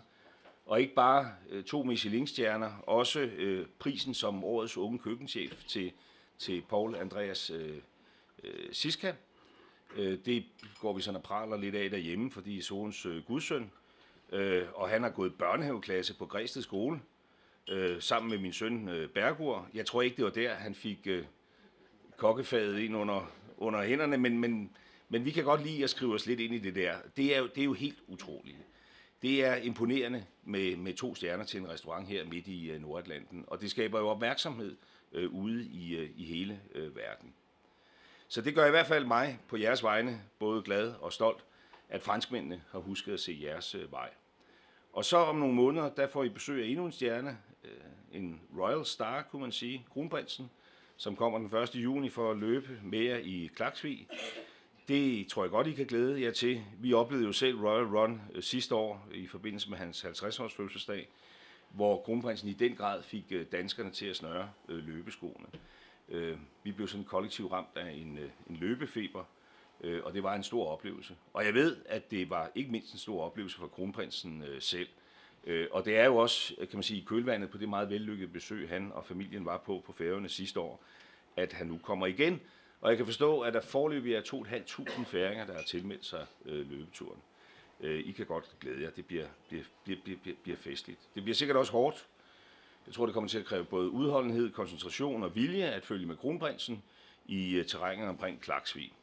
Og udholdenhed og koncentration og vilje, det bliver der på mange måder brug for i 2019, også i det politiske liv, både her på Færøerne og i Danmark. For vi skal til valg, I skal til valg. 2 valg her, 2 valg hos os. Det er ikke helt de samme valg, men det ene er nemlig folketingsvalget. Men I skal både til folketingsvalg og lagtingsvalg, og vi skal til Europaparlamentsvalg den 26. maj. Der er I jo ikke med andet end på helt frivillig basis. Det er jo en af de unikke sider ved rigsfællesskabet, at den enkelte færing jo selv bestemmer, om man vil være inde eller ude. Altså, ja, det gør man jo. Altså, hvis man ligesom vælger at tage sit EU-pas, så er man EU-borger og har fuld frihed og fuld rettigheder. Man kan også lade være. Men vi er med alle sammen, og vi skal til Europaparlamentsvalg den 26. maj. Så vi får travlt, I får travlt, alle får travlt. Jeg glæder mig, og det er ikke ved at kigge i meningsmålingerne, det er ikke det, der bereder mig nogen stor glæde, men det er fordi, jeg elsker simpelthen at føre valgkamp. Jeg ved, det er hårdt arbejde, men det er også interessant. Det er noget, man som politiker kan se frem til. Det er jo en slags eksamen. Det er muligheden for at være i direkte dialog med alle vælgerne og få gjort regnebrættet op. Hvordan har vi egentlig klaret det? Har vi holdt det, vi lovede? Har de andre holdt det, de lovede? Det har de typisk ikke. Hvad er vores visioner for de næste 4 år? Og når jeg ser tilbage på de 4 år, der snart er gået, så synes jeg godt, vi i fællesskab kan være resultaterne bekendt i relationen mellem Danmark og Færøerne. De resultater, vi har opnået i rigsfællesskabet, de resultater, vi har opnået i vores samarbejde. Og jeg håber, at I, selvom det selvfølgelig ikke er det, der står måske i hovedfokus, når man skal ud i en færøsk valgkamp, så alligevel vil være med til at sætte fokus på nogle af de her ting, og erindre også færingerne om det samarbejde, vi har haft. Helt konkret, så har vi jo afsat penge til en ny hovedpolitistation her i Tórshavn, så vi sikrer færingerne et bedre politiarbejde. Vi har samarbejdet om, at Færøerne ved sidste olej kunne hjemtage hele ansvaret for person, familie og afretten, hvilket jo noget nær har tømt Rigsombuddet ud, for der er ikke ret meget tilbage der at gøre. Så altså opnormeret Rigsombuddet med yderligere en stilling, fordi jeg synes ikke, at Rigsombudsmanden kan sidde der helt alene. Men altså, det er jo bare et spejlbillede på, at Færøerne har taget utrolig meget hjem og på alle måder jo fremstår som en meget, meget selvstændig nation, som nu altså også har ansvaret for lovgivning og administration, når det drejer sig om skilsmisser og børnebidrag og arv. Sådan lidt mindre, men også vigtigt, så har vi etableret en erhvervs-PhD-ordning, så virksomheder på Færøerne også har mulighed for at få tilknyttet en erhvervs-PhD. Det kan være med til at tiltrække viden og talent, som kan skabe vækst og arbejdspladser.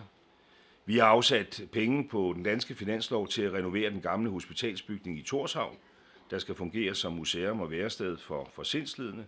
Vi har givet tilskud til et nyt kulturhus i Klaksvig. Det følger egentlig op på den bevilling, Edmund i sin tid kendte hjem til Salt nede på Syderø, så kulturlivet kan blomstre endnu mere med en mødested i smukke rammer for de lokale kunstnere, musikere og skoleelever i Klaksvig.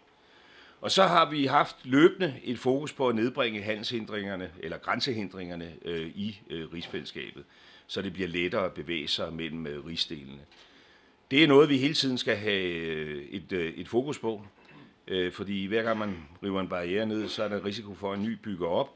Og jeg har i hvert fald den tilgang til det, at jeg synes, at der mellem de tre dele i vores fælles rige skal være en fuldstændig let og uhindret adgang, så man kan få det bedste fra det hele.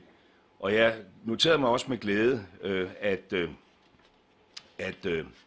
at Linnea og Anna tog den vinkel op, da I talte for eksempel omkring CPR-nummerne. Jeg er meget, meget opmærksom på, at jeg ikke skal blande mig i færøsk politik eller på nogen måde pådutte nogen holdninger.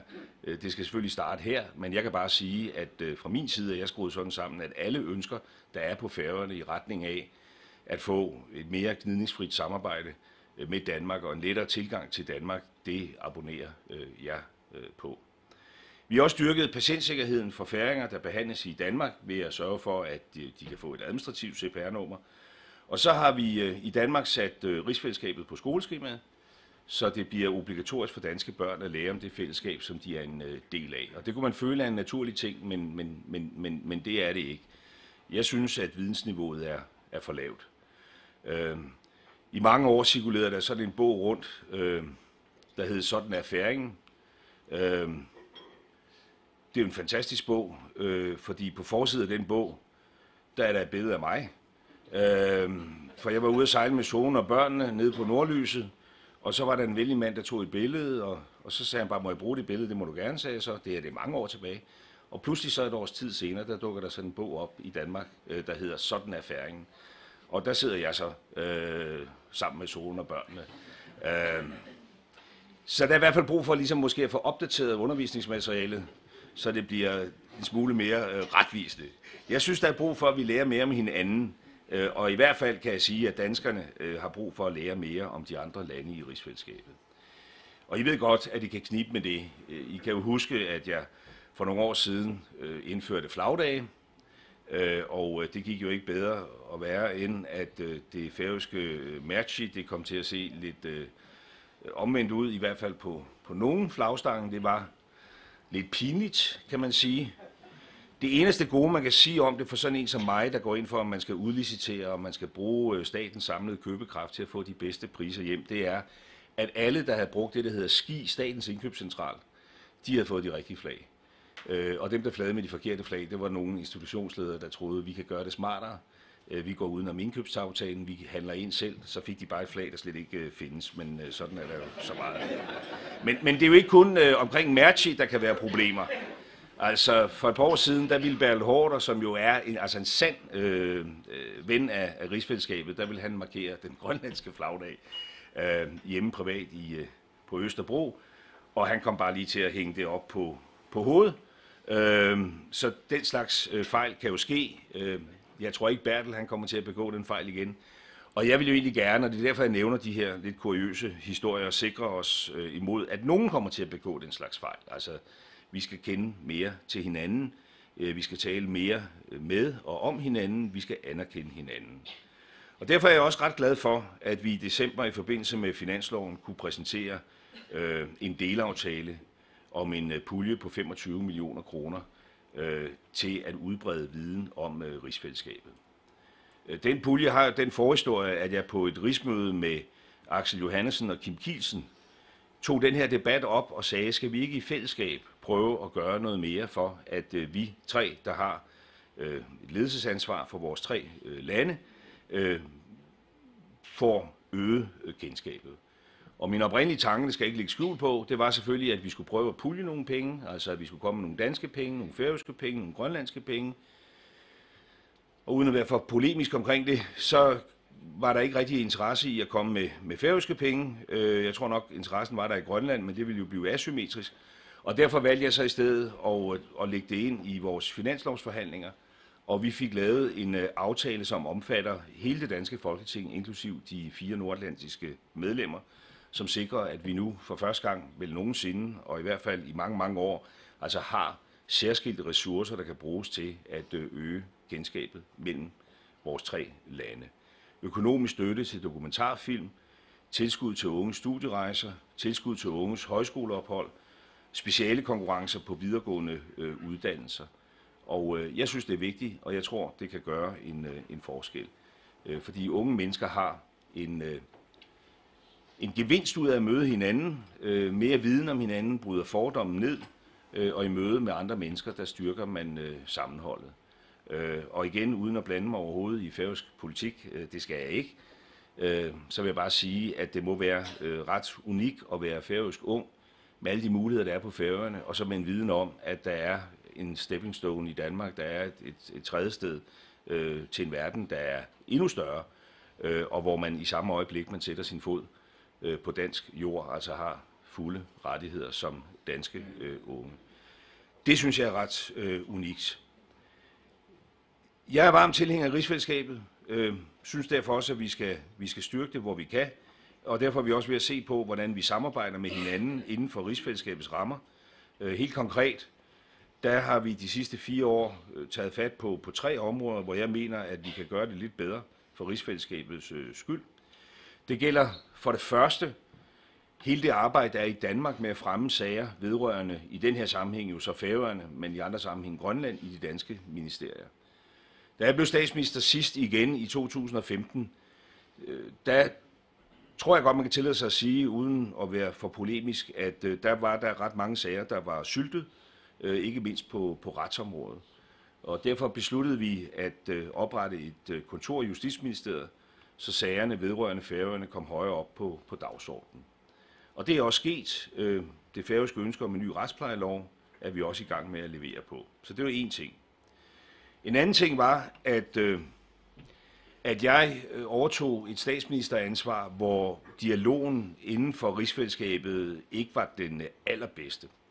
Vi talte simpelthen ikke nok sammen. Og derfor har jeg brugt en del kræfter på at styrke dialogen med Færøerne og med Grønland. Sat mødefrekvensen lidt op, har en hyppigere dialog, end man havde før, og forsøgt at engagere Danmark. Det er de danske medinvesteringer i Grønland, hvor vi nu investerer 1,6 milliarder kroner i grønlandske lufthavn, jo et eksempel på, og det udenrigspolitiske er et andet eksempel. Altså, hvordan kan vi sikre, at Færøerne og Grønland får en større stemme på den udenrigspolitiske scene, uden at gå på kompromis med de grænser, som grundloven sætter. Derfor har vi indledt et fælles arbejde mellem Færøerne, Grønland og Danmark, hvor vi ser på, hvilke muligheder der er. Og det har vi selvfølgelig, fordi der er et stærkt ønske om det på Færøerne og i Grønland, og fordi jeg selv har en stor forståelse for, at et land som Færøerne ønsker størst mulig indflydelse på forhandlingsmulighederne inden for fiskeriet for eksempel. Derfor har jeg også hele tiden bakket op om mit færøske ønske om at have så selvstændig en stemme som muligt. Bare med den grænse kan man sige, at vi har en fælles grundlov, vi skal respektere. Vi har også haft et tæt og løbende samarbejde omkring Brexit-forhandlingerne, fordi det er noget, vi står overfor alle sammen, som kan få ganske store konsekvenser, og ikke mindst på fiskeriområdet. Og derfor har vi etableret en Brexit-taskforce under Udenrigsministeriet, som både Færøerne og Grønland er en del af. Og så endelig for det tredje vil jeg nævne, at jeg i den her valgperiode har lagt overordentlig stor vægt på en bedre inddragelse af de nordatlantiske medlemmer i det daglige arbejde i Folketinget. Og det tror jeg også, de alle fire, selvom de jo alle sammen har politiske tilhørsforhold, der er anderledes end mit eget, vil sige, at sådan oplever det også. At der i dag lyttes mere til de færøske og grønlandske interesser og ønsker, når der er politiske forhandlinger i Danmark. Det ser vi blandt andet, når der er finanslovsforhandlinger, hvor finansministeren holder særskilte møder med de nordatlantiske medlemmer, så de kan præsentere deres ønsker og deres prioriteringer. Og det er en rigtig god ting, synes jeg. Selvom jeg er meget, meget opmærksom på, og derfor også gerne vil sige det her, at relationen, kan man sige, mellem den danske regering og Færøerne, den går jo mellem, kan man sige, den danske regering og Færøerne, og ikke via to folketingsmedlemmer. Det tror jeg er vigtigt at holde sig for øje. Og den færøske ambition om for eksempel at føre udenrigspolitik, den må jo også formidles, altså fra det færøske lagting til det danske folketing, og ikke bare via to folketingsmedlemmer. Men det sagt, så er jeg nu slet ikke i tvivl om, at det er færingerne og grønlænderne, der bedst ved, hvad der er godt for dem. Og derfor synes jeg, det har været vigtigt at inddrage medlemmerne tættere i det politiske løbende arbejde på Christiansborg, og det er også båret frugt. Nogle af de eksempler, jeg gav før om konkrete finanslovsbevillinger, det flyder jo ud af, at vi har fanget op, at der har været færøske ønsker. Så når jeg gør det her regnestykke op kort tid før vi skal til folketingsvalg på Færøerne og i Danmark, så synes jeg godt, vi kan være tilfredse med og stolte af det, vi har leveret de sidste 4 år. Både når det handler om vores måde at samarbejde på, og når det handler om konkret politik for Danmark, for rigsfællesskabet og for Færøerne. Det er jeg stolt af.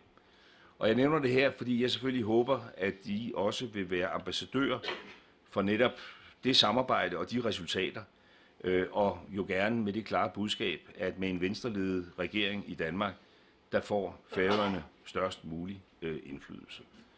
Det er i hvert fald mit udgangspunkt, at jeg går til mit politiske arbejde med et ønske om at sikre Færøernes indflydelse og resultater, men på den præmis, at det ikke er mig, der dikterer noget, i fuld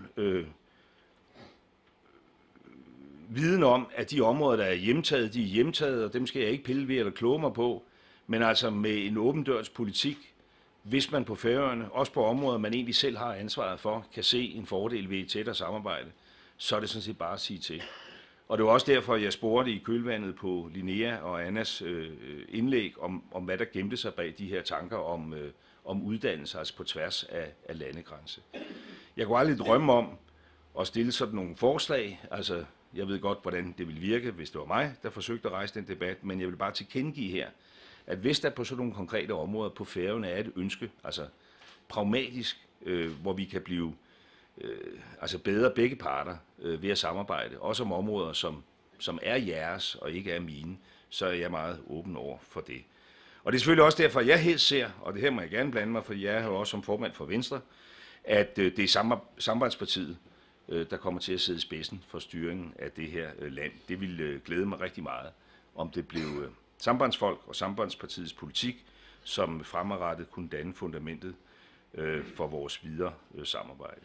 Fordi i mine øjne, som venstremand og som liberal, så vil jeg mene, at jeres politik er den politik, der vil skabe de bedste betingelser for et dynamisk og omsorgsfuldt Færøerne.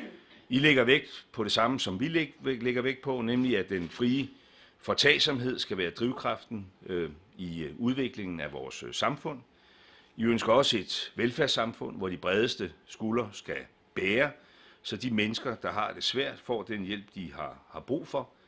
Det blev jeg meget bekræftet i, da jeg lyttede til den her debat i formiddag, som de 4 søjler, der bærer Sambandspartiet, de kristne grundværdier, det sociale, det liberale, rigsfællesskabet, at det matcher egentlig den måde, vi også tænker på i det parti, jeg er formand for.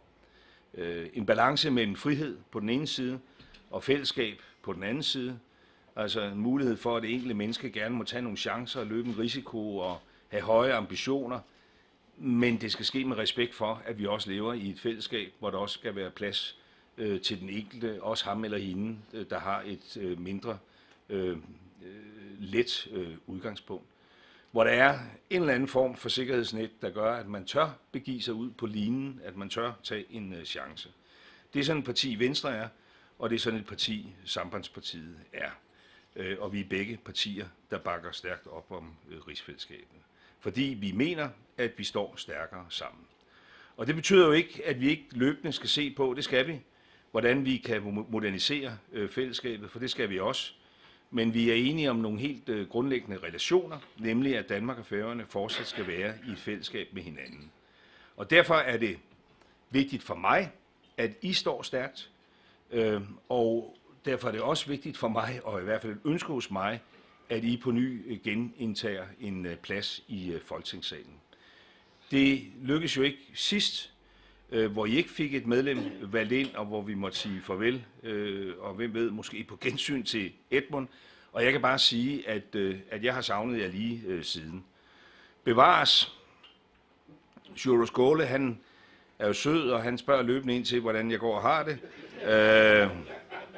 Og det er jo dejligt med den form for omsorgsfuldhed.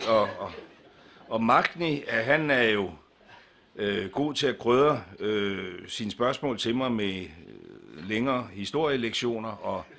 Og så nyder jeg også, at hver gang han indtager folketingsstolen, så skifter han for det udmærkede dansk, han i øvrigt taler til det der gøtterdansk for rigtigt at slå sig igennem. Jeg kan godt lide dem væk, og jeg vil til alle sider samarbejde med alle de færinger, som Færøerne vælger, så længe man heroppe synes, man skal vælge nogen, og det synes jeg, man skal blive ved med. Men det rokker bare ikke ved, at jeg har savnet en fra jer. Det har jeg gjort i Venstres gruppelokal, og det har også gjort i Folketingssalen. Af politiske årsager, men jo også af personlige årsager. Det er ikke det samme uden jer.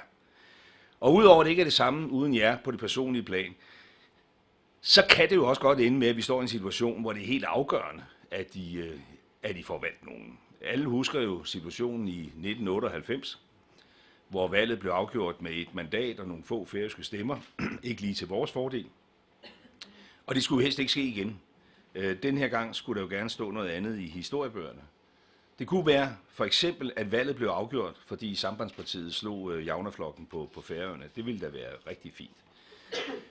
Prognoserne er gode, altså for at Sambandspartiet slår Javnerflokken på Færøerne. Prognoserne i Danmark, de er for tiden lidt tungere, så man skal ikke tro på målingerne. Altså, jeg tror meget gerne på den måling, der viser, at Folkeflokken og Sambandsflokken står til et mandat hver. Lad os tro på den måling. De danske målinger for tiden, dem tror jeg ikke på. Der er det jo resultatet på valgdagen, der tæller. Og det er det jo også på Færøerne. Altså, så glem målingerne og kæmp for det. Og jeg glæder mig i hvert fald til at kæmpe, altså sammen med jer, for at vi får et folketing, som kan sikre, at vi fortsat har en venstreledet regering og et folketing, hvor Sambandspartiet er repræsenteret. Det tror jeg kræver forskellige ting, og blandt andet altså, at vi får fortalt færingerne om de resultater, der er skabt i de sidste 4 år. Selvfølgelig er det færøsk politik, der afgør, hvem færingerne stemmer på til et folketingsvalg, men altså, at the end of the day, så er det jo også et valg, der afgør, hvem der sidder i spidsen for Danmark. Jeg synes i hvert fald, at historien byder på eksempler på, at Færøerne er blevet overset, hvis flertallet på Christiansborg ikke er det rigtige. Og jeg kan i hvert fald love jer, at jeg vil aldrig nogensinde komme i en situation, hvor jeg overser Færøerne. Og hvis det alligevel skulle ske, så kender jeg en, der vil sige til mig, det går ikke det der. Så jeg vil bare sige tusind tak, fordi at jeg måtte komme. Jeg glæder mig til at gå i valgkamp med jer, så vi sikrer, at I bliver repræsenteret i Folketinget igen, så vi sammen kan sikre et borgerliberalt flertal, og så vi kan sikre et stærkt og stabilt rigsfællesskab. Tak for ordet og fortsat et godt landsmøde.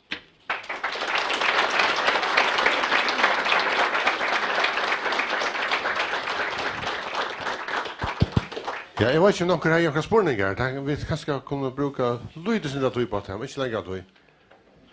Har jeg akkurat spørning? Det ser ikke ut til. Bare. Ja, det er ikke noen spørninger, men jeg vil bare takke statsministeren Lars Løkke Rasmussen for at han gjør seg stund til å komme hendaveien etter i år.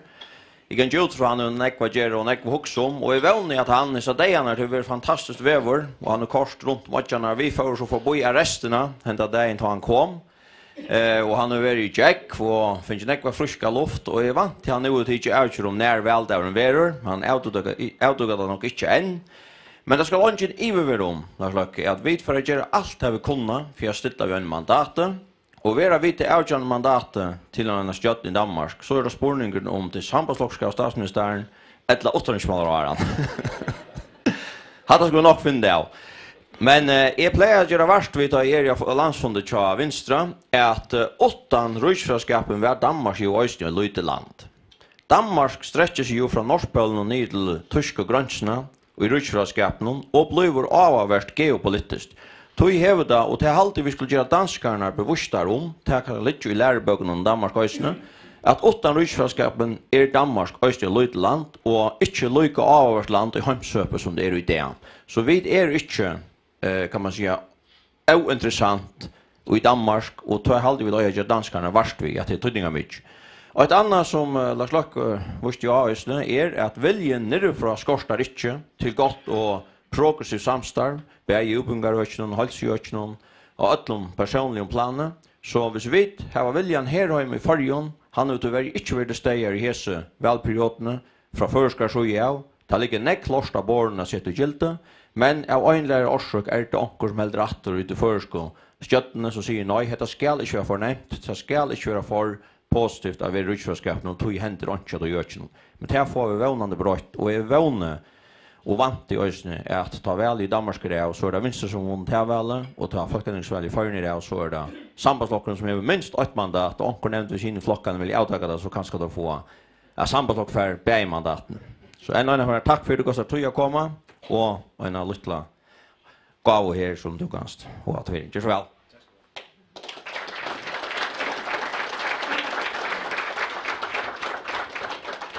Ja, vi kommer så til neste evne, og det Paul Veie, formar i Laknafellafærja, som for at ta seg om krøvene til helseverket og vitjeretsikt. Gjør så vel. Takk for det, takk for invitasjonene. Røtten kanskje ikke den beste av krøymel også, men vannande skiljer det hva det sier. Kan jeg få hatt det opp av Jeg har onkel Bøyla til å vise det gneisen.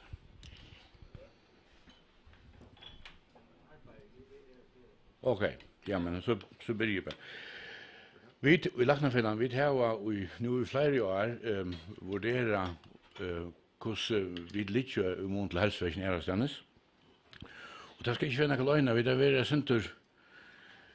sinter pessimistiske. Vi har konkluderet at vi har nok så størst tal av laknon og lytem, og at jatan til helseverket okkon nek minne enn hun åtja være hvis vi ser bare vi ånder Norrland.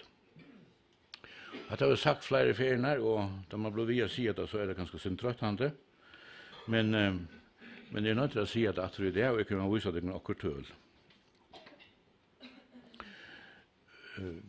Ja, skal jeg køyre det selv? Ja, det kan jeg.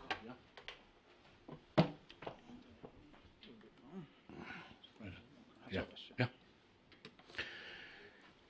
Han myndene som du sutja, hatt hade en grunden i en vøkermynd tog at her så vet hvordan vant jeg livet til i førjen, altså at en føring kommer hjem, hva kan jeg vant livet? Jo, i 1945-46 så var det en medeltøy på 75 år, og hikk her nå 30 år siden er vi oppe i 42. Og det må man si er en øyelig god utvikling, og eisen ser man bare ved andre land, og i verden, litt av vidt vel, som kan man si, hvis vi tar hatta, så kan man si at det sender ikke så gale til til åkken, og jeg skal ikke holde en lang frilester om hvordan gav helsestøven til føringen tror hun er rymelig gav. Det skal sies, Arne, for jeg sier at det er negative tingene, det er så, egentlig så trøttende at det er så negative ting. Men Lys även är voksen i nekvar, ikke bare sine stedvarene, men hinveien, og det er så ikke et medisinsk medicin jag tackar bära vid en part av det, men det är snäckvar är omstøver i samfunnet. Men I haltet her at vi først glemmer vid at hugsa hvordan jeg moderne laknafrøy har givet okken av minka jeg lujeng.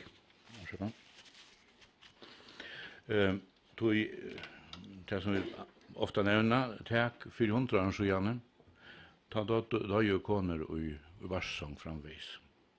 Totala meningslösheter som kunde räcka en familj, som I det är grovt sagt autankeligt.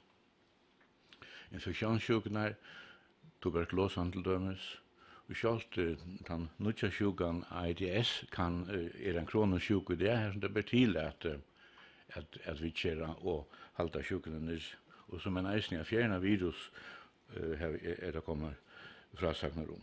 Pura.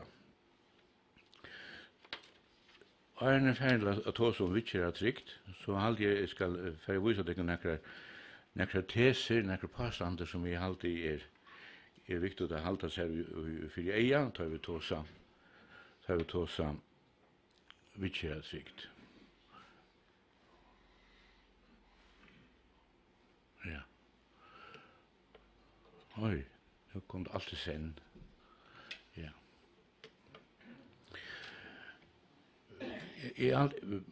Etter min mening det vantande at vi får flere altså sjuketale være større. Det vil si ikke tog at sjukan være mer i samfunnet, det mer tog at vi kommer greina sjuker mer og mer. Det vil si vi gjør det til underbølger. Det som en sjuka i det, har ganske flere underbølger, tar vi til dem seg til genetiske analyser vi, og det kommer alt annet lykka å gjøre tingene mer trobult av greina. Det er ikke så einfalt. Hinveien, det som skal vant at fire, det er ikke virkelig til at vitkjeren vil mer naiv, hun vil mer personlig, eller presisjonsmedisin som det er som et moderne begrep, at ta ut vitkjer så farta snakka på seg ut i stein fire at du skjuter vi brekt vi høklom. En annan påstand til at heilevavren for å gjøre styrere, og det så hva det er. Det vi tar finnes på seg ut i at vi utvikler den dyrere heileveien, at han som effektiv. Det til dømes gikt av heileveien Remikato, han som nekka av tykken sikkert kjenner, det er en revolusjon innanfor gikt av sjuker, inflammatoriska, tarmsjuker og så framveis. Men innveien, en heilevauer kostar milliarder av kroner at framleie, og man pleier å si, man sier for åren så gjerne mil omkring 5 milliarder, og det er størst samstarv mellom universiteter og sjukrahus og så heilevaks utnægen. Og så hvis det skulle ha sånne penger atter, og viste seg så at en heilevauer er effektiv, ja, men så vil prøysen eisen være her etter. Og det er en marknadsmekanisme som vi ikke kunne gjøre oss negvi. Vi kunne heller være glad for at det lukkast okkom at få fæter i heilevei som er effektiv. Da er det kanningar og vitkjærer til. det mest sannolikt at vi vittjer tål for å være dyrere og skjøter i utskift. Det kunne mer, det kunne greina mer, bare av røntgenområden innenfor fysiologi, og ikke det minst innenfor det genetiske området her som vi nu analyserer alle arbeidsrøntgen og bruker han vi i okkara vittjer.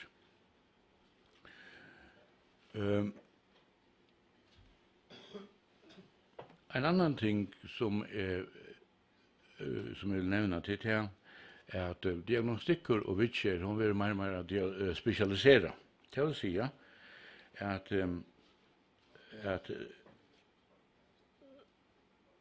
jeg skriver her, vantande vil vittjer mer spesialisere og savna ståren deplom vi førlegger inn at avvist avmarkområde.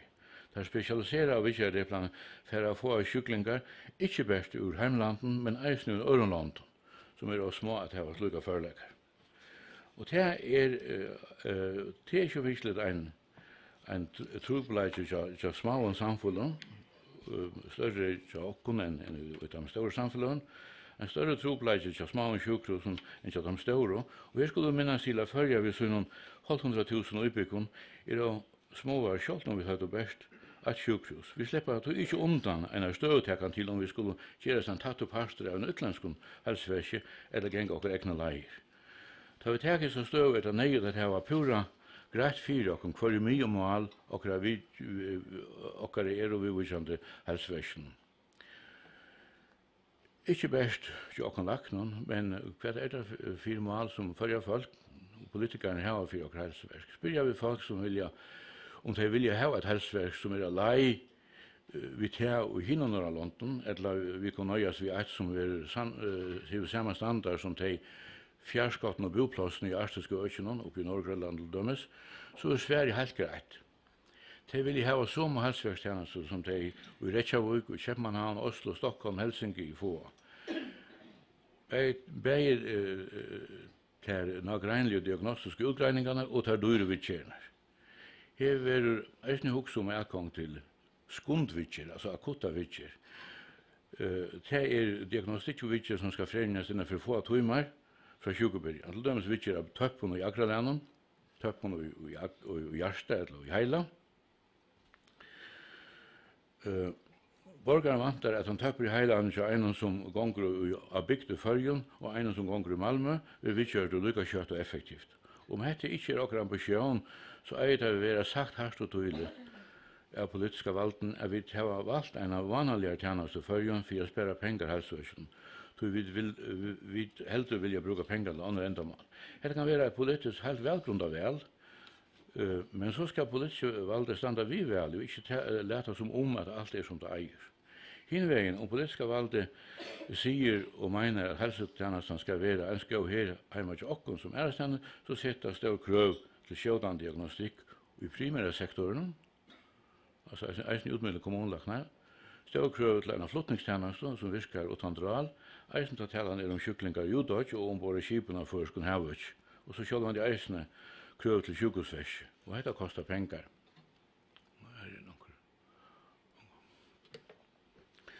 Vi kunne som sagt velja å gjøre parter av en utlandsk sjukhusverk og så gjaldt at han relativt luttla eika flotningskostnaden som heter for at det har visse her vi flå for selon. Hentan har får vi beinleis utgang til serdelter og ødlån økjon utan sankande visiterande innlegging her heima. Trobladjen vi hese løsning til at vi høyas hetta må heva en sjukhus tilbygging til brakomna sjuker og skeer. Og henda tilbygging må være en avvisen støye for å være forsvarlig. Det er mest diagnostiska utbygna og akutta vittjera forelegga, ved til kirurgiska eller som medicinska. Vi ørne er det såleis at selv om vi velger en integrera okken i et utlandsk størst sjukhusverk, så er minimumskrøvene til akuttforeleggarna sjukhusene i Førjun alei det samme som vi tar i det. Eneste måneder vi er størst er konsulentskipene som vi det her var vi ur Øren London kunne takast det av til sjuklingarna vi sjukhus som konsulentene takker seg av ved å ta senter av landen. Hinvegen er menn okkara helseverk vid han diagnostiske og vittjærlige foreleggen som et nøymåtans helseverk krever. Skulle vi ta tørver av nekvån serlakna tre. Til tess at samarbeida serlaknane i sjukehusverken til okkom kunne vi samarbeida okkom vi lakna tal i Danmark, og det for å komme her, det hva nu?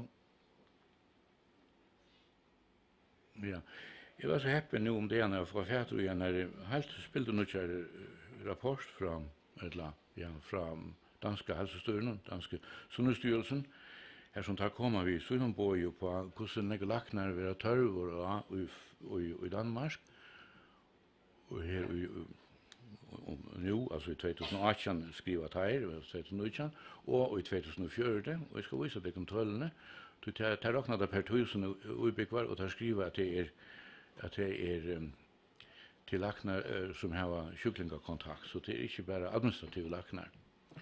Og her så det til at jeg bruker tal som heter antallet leger for venstre stiger fra 4,4 til 6,3 per 1000 innbyggere. Og så det rett statikken av en akvarium, av ganga til vi 50.000, så har det talet til okken. Og det har vi gjort her, og jeg ser her, vi har talven her, tog jeg at det så ikke til, hvis vi råknet om, så skulle alle laknarna i førjen etter disse danske prognosen, eller altså danske metingene, være 224. Og til av serlaknar mesjer her, kommunlaknar og serlaknar av sjukhusen, til i samme bølge. Du er en kommunlaknar er eisne råknar som en serlaknar i allmenn medisin. 143, og differensen mellom 224 og 143 er så hjelparlaknar, som ikke spesialiserer i en. Men så hvis vi så ikke etter hvordan støvann er, og det er ikke okken, så har vi 42 serlaknare som er i starve. Vi har tjei som er avsett. Vi har 4,5 kommunlaknar i starve nå. Og vi har 0,5 kommunlaknar større som er avsett. Og til å si at hvis jeg så sammenberer vi så overste tabellene, så synes jeg at vi har 120 laknar i starve, eller hvis vi tenker at vi som ikke er til starven, ikke er sett, eller stendt vakant, så er det 126, og la oss så bruke til 126 i mån til prognosene, eller metingene til døgnet, om 224. Og av serlakna områdene, 42 i mån til 123. Her er en større differanse, som lukes nok snakk tog som vidt, 74 år siden i Laknarfellan at differensen vi mangler oss cirka 3 serlaknar.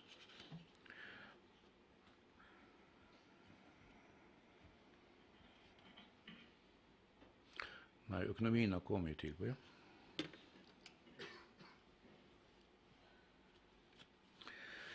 Det skal ikke virkelig si at vi har konsulentskipene i Rimskund, Randaland, særlig i Danmark. Vi har ikke haft områden i Íslandi, og heromfram sender vi nekva kjuklingar av land, og det bøter sjølvandi om serlakna tørven, som hender samanbering viser. Farne og ærene er flere serlakna kommer i starv, men la meg minne av at dette som er avsett er ikke noe mykje, og hertil skal et mivust rekrutteringsarbeid gjerast. Maten å rekruttere laknar er ikke å sette lysing i føresblød, etter en EU-lakna kompetent om folk her og nå. Nei, det er vi å gjøre en atlan, hvordan nekve serlaknar skulle være i kvarjare sergrein, og så setter seg i samband med laknar som kunne enda i hesson størven om en 5-20 år. Såleis at hesson kunne innretta sitt familieliv etter å komme heim etter en dag. Og lukketøy er det luftførselig ekvillig størst hele føringen under utbygging til lakna, men vi må altså gjøre taimon en grundig vevn å komme heim etter en dag.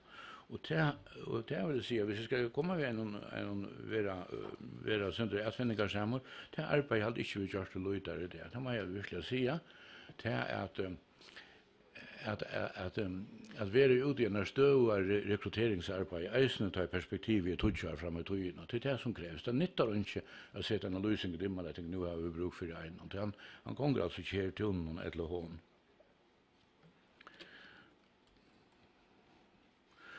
Om vi skulle ha sånn et større som han hadde differensen sier, det er stand ikke her sier, nå gjør jeg bare en samarbeiding, så tykker at han ikke kan bruke oppløsning til nækka.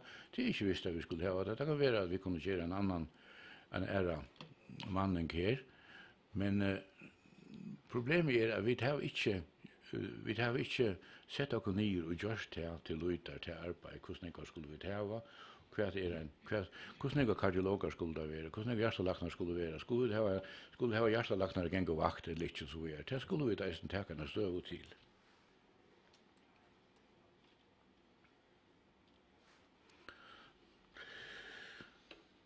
Ikke vet at fudjalåne, så jeg vet at utlæsene til helseverk vekser speklige, og nu går ja, jeg kan føre ud her, lad det og nu går 1,2 milliard.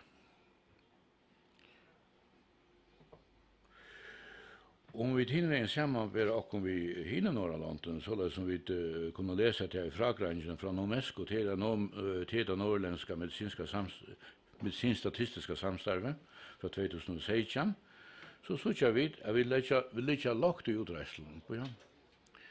Och oj. Träckmaskinen. Men det så att det här är en jaunor vuxen. Det ska då se så till. Kan du trösta av nummer nästa boila bara. Okej, ja. Okej. Ja, det det vill lägga lågt och uträkning bäge kvart hälsoverket kostar för kvann utbygga och som parster av bruttokövar urtökna. Vi lojvåkna brukar så töl från UNESCO till heter töl som hälsovintläkarna i Imselanton själva har uppgiv. Och kvart land ser eisen färger på vid arbetsplatsen handan hesa fragreing. Tyvärr så inte uträkningstör färgen senast och är. Jag vet inte vad det är, men och BTU växer i såna aron så fiskligt ta och man ska passa på att man räknar procent av BTU. Så BTU växer så fettligt så fiskligt procenttalet som vi brukar. Så det ska man lugga också om. Och det växer i såna aron senast det senast som är fan hemma så inne i Hackstone. Det var för 2015 och ta värden på 16,8 miljarder. Och hvis du tar räkna uträknat hälsoverket vi tog så i nämnaren så vill det 6,4%. Men hvis vi brukar jag sa nu från boskaparan och kör att här är det framräkna brutna kör intökna till 19,4 miljard. Så hvis vi lägger till i nämnaren så blir det så det som vi brukar till hälsoverkningar 6,3%. Och till jag är nog så tjockt det. Det så tjockt vid lite här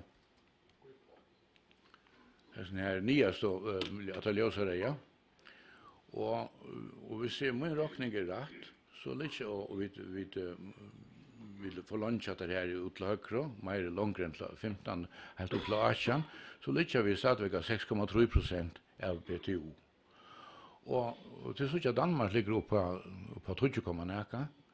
Och här är alltså en mån. Nu ska jag inte spela ekonomer här, inte på näkran mat. Det var det så när vantar i sån rockning går till det så imensk vad man tar vi. För exempel när man till privata vi tar ju också till bara det allmänna uträkningen här. Det är inte det som vi själva betalar räkna lomma. Det kan vara till privata cyklingar, det kan vara till privata till tandläkare och så vidare. Det är inte vi här.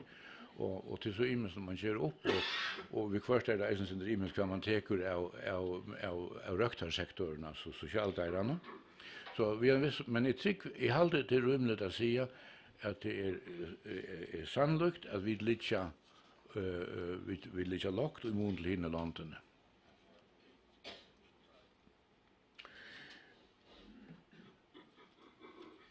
Vi lagna fellan bo i 2015 en ekonom vi säljer konlägga till hälsoverk i en meeting och hennara nystor vi brukte binjen hinne omleit 3,5 miljoner men i Danmark i 2013. Till dyrar är regal ut i hälsoverk den största till mer irrationellt och tog att förgöra brukt lotfallsliga mer upp hälsoverk än andra land vi håller samma stöj.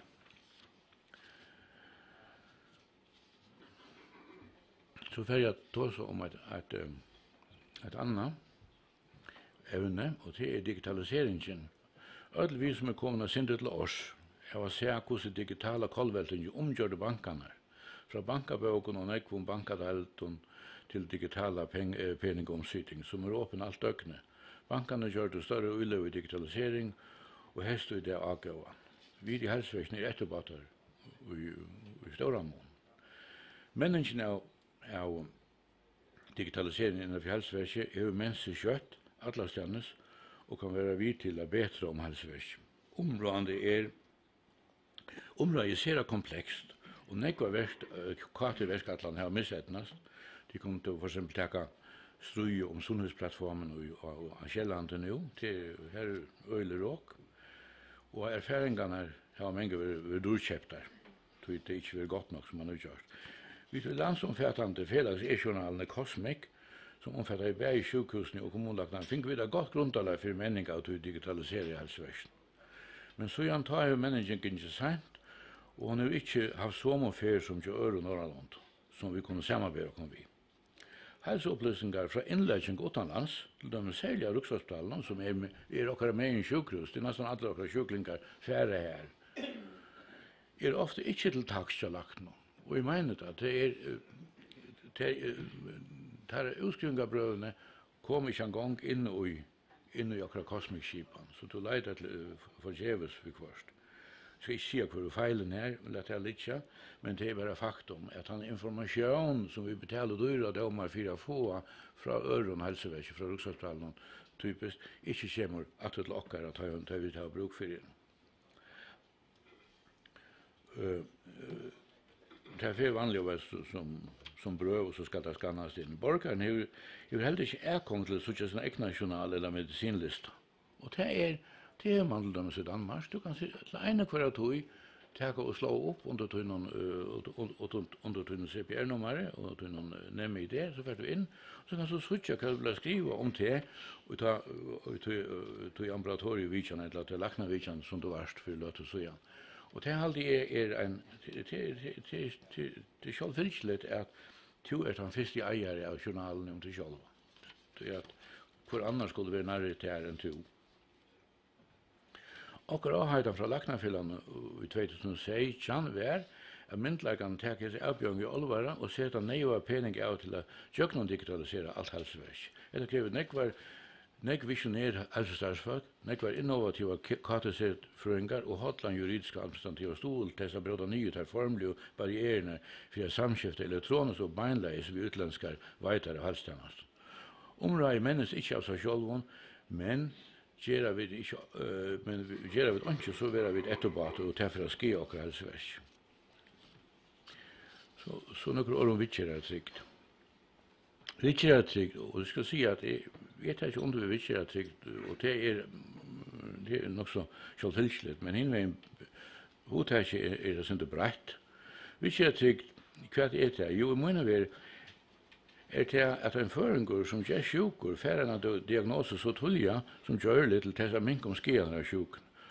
Det kan til dømes være diabetes type 2, vil oppdaga tulja, så kan hun vittgjøres vel, og han slipper undan, hinveien slipper hun å være overkjørt og gjøre tutju, ja, så kan hun være store skjei være av nekva organ i kroppen. Og hinendan har vi så der hervelige krabbasjukene, her sjådiagnosa, avgjørende for prognosene. Ta om sukesjuker og ta seg vidt om at kan man si, man tog sånt på kanskje år, men innan krabba er det viker til manna her som vidt. Så jeg husker til at vi snakker vittgjeratrygg, så er det mer til sjukene som er her som det er kritisk av vittgjeratrygg. Vittgjeratrygg er eisen at folk har bygd og utått har mulighet å komme til hotla sjukegreining om de får tekjen til dømes blåtøp og hjerte eller heila. Efter tatt vi et velutgjort sjukhus, så kan tøpperen stedfestes og oppløses. Men dette skal genga ved rukande fer og være fremt innan få timer. Men utslitt ta det etnast er så eisende sjukling kan utskrivas avskjerder og likams og ansvarleik. I mån til at han avvidkjørter eller osantvidkjørter gjerst røkta sjuklingur.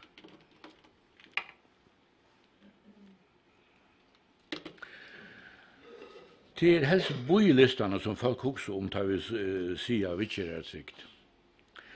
Sjølvande kunne vi alltid røyne å rationalisere arbeid, men det er ensamme løys ikke trobleikan, ta vi laknalige seg er så illa manna i.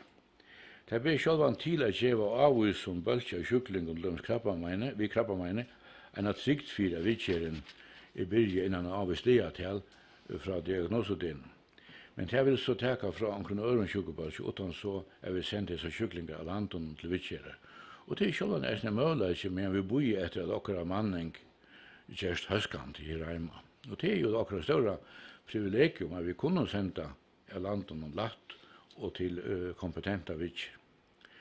Mitt uppskott är att vi får ett iveligt i bojetøyene, og jeg har spurt om bojetøyer, og jeg får jo ikke greit svær. Jeg vet at det er fra faen døven til år, og tog har ikke noen statistikker, ikke, og det kan tog fikk han ikke. Mitt uppskott är tog att vi får ett iveligt i bojetøyene i helsevesenet, og at dette ligger allmänt framme, og skriver vi åren som begge sjuklingar, politikere og fyrsittare skilja, til dømes, hvordan lang er bojetøyen til å komme til egna lakna vidkjæras for gråan stær. Hvordan lang er bojetøyen å komme til gikta lakna, hvordan lang er bojetøyen å komme til vidkjæras for krabb i lunken, prostata, brøste og så framvegis. Jeg ser tøl høyt å tala, og helt visst først til framskundingar, tog en lenge bojelist jeg være en politisk trobeleid her i akkurat samfunnet. Og som sagt, kunne vi ikke vidkjæra sjål, ja, så håpen av sjukhusene å vise til utanfor førjer. I flere år har vi i førjen opplevd det absurde at landsjukhuset går fra at det ikke er råd til å fremje atleie vidkjærer og heller ikke sende sjuklingar til Rysjukhuset for et nødtjør til nødtjørdjøle og løyverhes. Som borgar i halvtid er at det gjør seg inn av grunnleggende borgarretten til å nokta time av vidkjær som er så avhøpen at det var vidkjær til sendt av æren. Så skal det da si at jeg vet at ting jeg kommer inn og vi eiker jottan. Men allikevel, bådskapen er så grunnleggende og kleilige, halvtid er, at det er sagt, nå stekker vi har sendt ned til Danmark, til vidkjærer, og jeg må virkelig si at som borgare har det øst med at man kan sia sånn. Det er en grunnleggende part av akkurat samfunnskontrakt. At jeg betaler skatt, og så skal det ikke være spørsmål om jeg får vidkjærer til å sendt og forkjører noen eller tulja. Nye støver, Laknafjellet er helt av for samfunnet eier å gjøre seg greit, hva det er for helseverk vi vilje ha. Om vi leter standa til, for vi ikke kunne sia at vi har et lykka godt helseverk som Grannaland. Vanlig laknatjeneste for ikke å kunne diljast, men være en politisk trobleis. Opplysningar av internetten og i milen for å gjøre sjuklingar i førjen fører 4 meter om laknatjenesten i førjen, og samarbeide tjenesten i førjen, vi kost tjenesten i rærastens. Laknafrøylig kunnleisen og førleisen vekster kjøtt i hessen året, men spurningen er om føringar vil gjelda det som det kostar. Lotvarslige låa jottan til helseverk i førjen, og laie parstren av bruttekjøverinntøkene som har vært brukt til helseverk er en vandamyk til gongt. Laknafrøylig er fyrir tog å avvære med disse gongtene. Laknatrådte fyrir i førsk helseverken gjør at føringren fer minne og minne avgåa av der man frambråten som visenden gjør ut i heime. At det var det som jeg skriver til tikkere.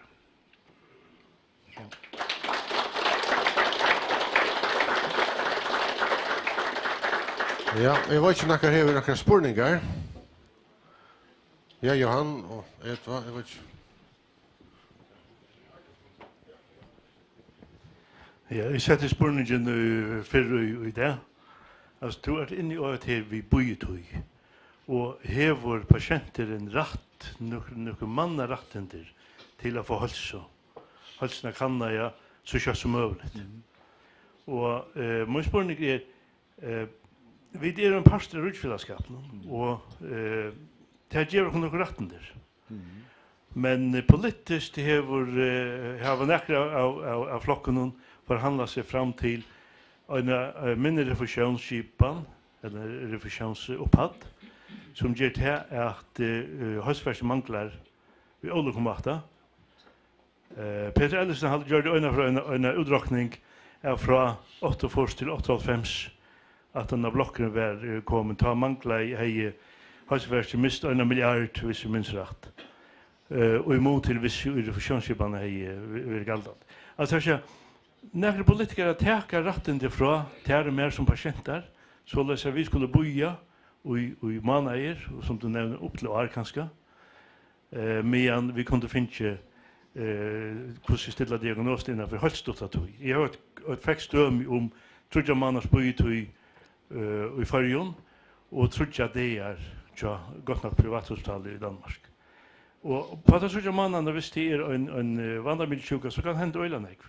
Ja, så visst. Hvis jeg kom ut til støv at jeg har tørv å få en diagnostikle, har jeg så rett til å kreve å få en stidle utan om det første sykehusverket her kan mulig skal bo i måneder, til det mangler penger. Eller jeg nødt til å gå til at jeg har mist basal mannarettinger årsaker av jeg har sagt miskiltare nationalistiska hugsan ekonomiskt. Det stod i Sverige, du er ikke rett til å kreve noe, du viser til okker helseverk som er til helseverket som teker der og skal du kreve noe annet som måtte være privat, for eksempel Hamlet eller Møllenholm, som noen føringer en agenda til. Ja, takk for nekva ting. Och är sån upplägg nu. Med landa tog sig om hjärtalakna. Nu är vi så heldiga vid här en trodde hjärtalakna att han fjärde vi. Men vi har inte ett hjärta kartologs backvaxle. Jag ser ta mot poäng, ja. Ja, vi så kommer in och vi jag kan man säga hjärtastopp. Jag tror att du är vant över möttra någon som har special i lungkon. Och det att vi inte har betalat kom för ett vaktar det. Det kostar några halv för miljoner. Ich meine 1-2. Och det är en sån räfästning. Det är en räfästning, ja, just det. Ja, alltså boilistan ja, alltså det spelar samma med det tältgildingen som du vet nu nämner. Det är ju inte pengar det att tältgilda det förskats först. Vi det är ju en past att tältgilt förgör. Det är beklädligt. Det är alltså sjukhusverk är öland samband vi det förska borgaren. Och det tar var att man kan tälta eller samskifta tältgilt. Och eisen vi sjukhus utlanda. Så det är nog så viktigt. Så nämnde du att vi har tagit neklar laknon. Alltså patienterna är förhållsvis lite i förrjun. Hur skulle det upprätthålla sina bitar? Så att det så kommer det förgör så det är inte generalister att man stått till. Att det är en ordentlig god spurningar. Och nu Sverige bara vad det är halt. Ikke for laknafela er jo ikke noen mening om det er mer vitant. Jeg har nok gjort gode samstagsavtaler til Lunds Ruksavtale om at vi kunne skifte om å komme her. Til dømes, hvis vi her kunne være en det lukker mye et eller annet spesielt at du gjør en rotationsordning, at du kan komme inn og at jeg spesialiserer av støyene, at halda til vi lykka og vi vil til nødja. Så la at du ikke, det er alltid farlig å sitte ensam alle. Og det er så lenge siden jeg har snakket vi mine arbeidsmedisinske kollegaer, så jeg vet ikke kvart om alt det som jeg sier rett. Og så la jeg til å huske at en kollakne husker, har vi nu vært forløyt utsatt for faglig kritikk eller ettermøtinger. Så jeg også at det har vært en mulighet at just gåar og omfattende samstagsavtaler her som man skiftet stom av vera tjokk for nøren. Det kunne ikke bare fra okken også at man får vise under løn. Men det kunne også være således at Ruksavtalet var interessert i å sende en opp her hvis jeg en fra okken får nye her i hans starv. Det kunne jo også stå at nekve størpågjør mennesker de sutja eisen ikke kjermerende å komme ut til det så fjerskåte og voldsomt land som okkara som enda er utsær med ikke lengstjøtner. Ja, vi takker en stort spørsmål til Marius. Ja, jeg takker Paul for en avhverda løsning av de føreske helseversjonen. Det er alltid godt å få fakta på det, og begge Paul og vi laknar, vi vet at vi har et helseverk her i laknarna som og i starve gjør et øyelig godt arbeid og starvfatsene somleis. Det vil si at vi har et godt helseverk så bara spurningen, har vi ett nog gott hälsoverk? Det har vi inte, och orsaken är att det är allt för få folk till att arbeta ute av hälsoverken, av sjukhusverken. Og det akkurat det samme som at man hever en båt som skal ut vid 20 måneder midt i Øtlund, så fer han det ut, og her er 20 manns vi. Her får han ikke gjort det arbeidet som 20 manns kunne gjøre. Vi har en vaktle, her kanskje en i vakt, her det burde være trutcher. Og i løtene så har vi onka fastan rønkenlakna, bare vi karer. Er det godt nok? Det er det ikke. Vi kunne gjøre det bedre. Og som lakne så vet jeg at vi har 1. januar, da kommer vi 8. Så begynner ferien, så får man ned av la-årskotøy. 18 av feriene, så kører det ofte vi rettelig lav og blusse til 1. januar, då är allt för uppåt. Jag vill ha folk komma in till mig och säga, vet du kvart? Jag skulle det göra att göra det och det och det. Och vet du kvart? När fick jag veta att inte pengar var uppåt. Det har gått nog. Nej, det är det slett inte. Och du som sitter i sitt hölen här, så minns jag att jag har hört omkring politiker att säga, vi har omkant brukt så några pengar till hälsoverket som vi gör nu. Det är bara ett. Vi har omkant brukt så några pengar till hälsoverket som vi gör nu, men vi brukar några mindre pengar än vad man gör i Grannlanden kring oss. Så här är näka och i sambandsblockren må in att göra näka vi, så att vi sörja fyra att lytta stöja och ansätta att här lacknar och där sjukhusstrar och fagfolk annars som skulle till. Vi ligger för lagt och vi får att här bor ur som vi betalar för. Vi ger inte okkara borgaren en någa av tjänster, tog man uppgjort lagtingen, jottar och löjti av peninge till hälsoverket till nyårsdagen kommer och till eisen nyårsdagen till Laknafällan, så kan man säga det. Harst, eller man säger det späckliga, så är det ett annat som är för att spyrja. Nu så jag vet på vägen, han kommer en grein som en kurva som rullar gå. Vi har också liv i allt rönnig. Det är åter att det är mer som vi har lagt in och så är att äldre folk då ofta är sjuk. Det belastar eisen så att du ska bäja öka här och där för att hejta det eftersteg in. Men vi har ångat att bruka så några pengar till hälsoverket som nu, men vi må bruka mycket mer för att komma nivå vi har grannarna. Det är min nyårsdag att du är så Paolo sagt. Kan du säga en liten kommentar till det? Jag vet att jag var så öjligt att vi snackade om att lägga miljoner att trätt. Hinvägen tid. Vi ser nog säga att det som vi brukar är åkara BTU nu är små 6%, 6,5 där alla.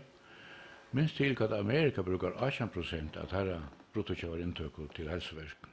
Amerika brukar 18%. Så självt om vi skulle kosta nek mer än potten så kommer vi inte upp på amerikansk nivå.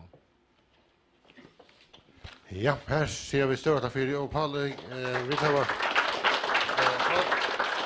vi låter göra det lite gav. Jag vet inte, nu rymmer han bara. Släpp inte så. Vi låter göra det lite gav. Störa tack för det. Och nu manglar bara att få sett några tilltyckeverk ut för oss ner så vidare harst, ja. Störa tack för det. Så jag kommer till sista framlövna till så snarare sambandslocken har lagt ett uppskott för tinge om att bruka högt vatten i undergrunden till hitta hus och annat. Men kvart är Gärsfröjen till det. Vi tar vad finns i vidjan av Jan och Ölastötter, Gärsfröjen från Gärsfonche, som för att se några år för Jakob. Gör så väl.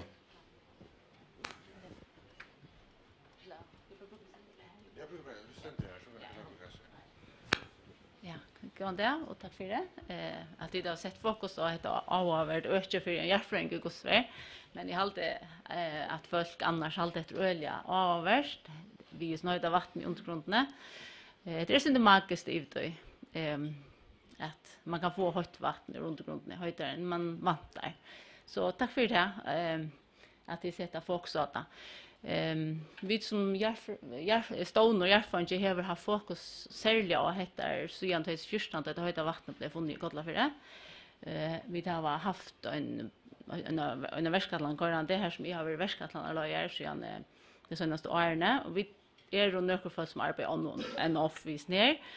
Men vi har väl några uppgifter att jag har kunnat så till Lucintor i mitten är uppgifter vi gör det här. Men då höjda vattnet blev funnit i Kotlafyr ta helt vid att nu måste vara att här är det några möjligheter och akkurat det ner. Så nu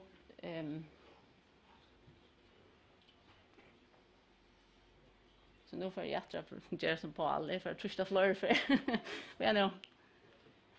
Är det att det rätt? Ja. Ja. Så läs och så prövar den så. Så läs ja. Ja, vad fint det kan stå just ja.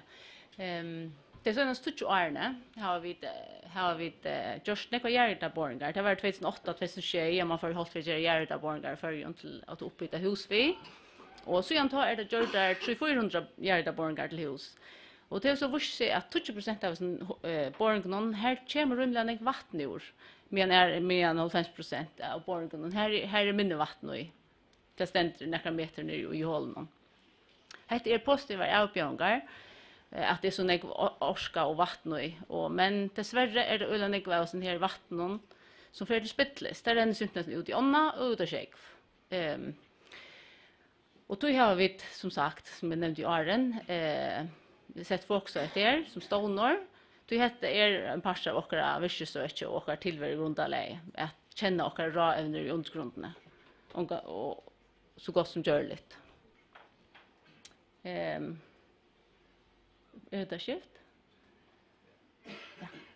Grundvatten, det har vi finna i undergrunderna. Det vattnet som kommer ut ur hålen till grundvatten. Det är faktiskt regnvatten som regnar ner av hjörna och renner och sejrar ner i undergrunderna och sätter sig i riveskipaner och i flåmörsk och upp i undergrunderna. Och av en nyer vill detta vattnet rensa. Till jorden filtrerade, akkurat som där man rensar vatten, dräckvatten, överflödvatten i kommunen. Ja. Så vatten är som regel olja rent, men det är ett olja rimligt högt pH-värde. Och det är så en indikator på att det är grundvatten vi har att göra, att vattnet har ett högt pH-värde. Och sommartider tar renner vattnet, heter grundvattnet, ut i överflödena. Det är grundvattenspektlet ligger ovanför överflödena. Man har ju känt till kälter i förrjon. Vi nekvara hundtreier, och man har nok også brukt kjelter som drekkevatten. Og første fer her som jeg var om at det er nevnt om kjelter da Christian Svabo nevner det i omkring tekster som ser i 16. ølt. 19. ølt hever land også nevnt det om der høyde kjeltene i førjen. Och här var en temperatur som ligger från uppemot 19 grader som renner ut av överflatorna. Och så var det i truschen och fjärsen att institutionen och Edmund Johansen för att leta efter kälten till Erling av landet. Erling av Söjlund, hvis jag minns rätt. Ja, och det blev leta alla möjliga stans efter höjden kälten. Man fann några skalabottnar till det Erlingsen som var här, och så fann man Edmund Haltige har lyst mig fram till har funnit till kälterna som renner om till fiskeerling vi äger. Kältan är 14,8 stig. Och annars så är det några bygder i förrjun som också brukar kältevatten till dräckvatten. Till döms archer, där försvinner alla archer vi Torsjön kommun försvinner alla archer vid dräckvatten från en kälta som heter franska kältan. Och myndena som vi sitter här, det är inte tydligt några hokus pokus uppsättning de har ute i Archon. Här är en liten brunnar som samlar vattnet, och så går ett rör om man till brunnen, och så går röjsen ett rör bara ut i böjen. Så här tar vi inte samla allt upp. Men tandagen vi var ute i Avichan, samla ut 16 tons av vattnet om tog man upp i brunnarna till Archer. Och 16 tons är det samma som renner ur de höjda vattnen i Kotlafyr. till 16 000 liter om timmen. Så du kan själv räkna ut hur snägt det är. Det är en ölig mångd av vattnet. Och har det nog till alla ärts för det mesta.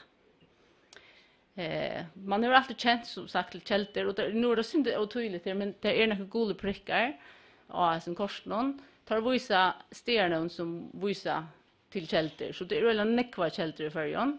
Häsar är då kaltar. Vanliga kälter ligger med 6-8 stig. Men så är det några höjda kälter. Nu zoomar jag in. Och så det ser inte bättre men det är några höjda kälter i färjan. Och där ligger från Tutsko till Nordjanstig. Och där ligger alla mest nog av de centrala parten av färjan. Och de norra parten av Vårtne, centralt av Strömøtne och centralt av Estrøtne. Ja, vi zoomar in och hattar, vet jag. Ja. Så går vi så att det inte bättre här på inte. Här tar ljuset nej tar Abeltinkos jättnar. Tar vissa kälter som är registrerade från några 100 år sedan som man är dem och som var i Trusnon och Fjärsnon. Och varma kälta hon den höjdaste som är nummer 8 där och hon är registrerad i för neck från 100 år sedan. Och så han som med Johansson fann det nummer 4. Och så har vi funnit så vi har Västmanna folk har också funnit några kälter som ränner ut i Västmanna och 200 meter hatt. Här är då 15-16 stig. Så man blev via finna höjda kälter i färjan. Så det är nog så avvärst att vi det där också kunde finna så att folk för var öliga arvägen. Så men där ligger alla centralt i färjan. Grundvatten det är inte kältevattnet det som ränner ut av sig själv, men grundvatten är något som man borrar i köknen eller till dömes räcker vi tillfälliga vid tunneln. Kvalbjerg kommun till dömes de dricker grundvatten ur kolanamnen i Kvalpa. Här renner ösne kältevatten om man ur kolanamnen i Rengabotten i Tvörare. Det renner om till Tronsva. Du ser slankarna då som myntene till högra. Här är en blå slanka så renner om man Tronsva. I Forsen och 15 har man stora troblökar av tunneln till Sumpbjerg. Du man rente sig i nekvatten. Ta vattnet som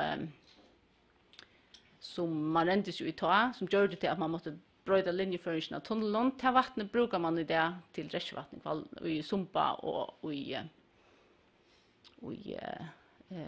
Loppra. Och så är det också här man haft ut på om man får utvunnet till vattnet till 40. Då så är det några 40 för att sitta vid ratten till vattnet, en parst av det. Och då senast man har hört till att backa för att ska bli något smått och bruka heta vattnet till torra smått framlösla.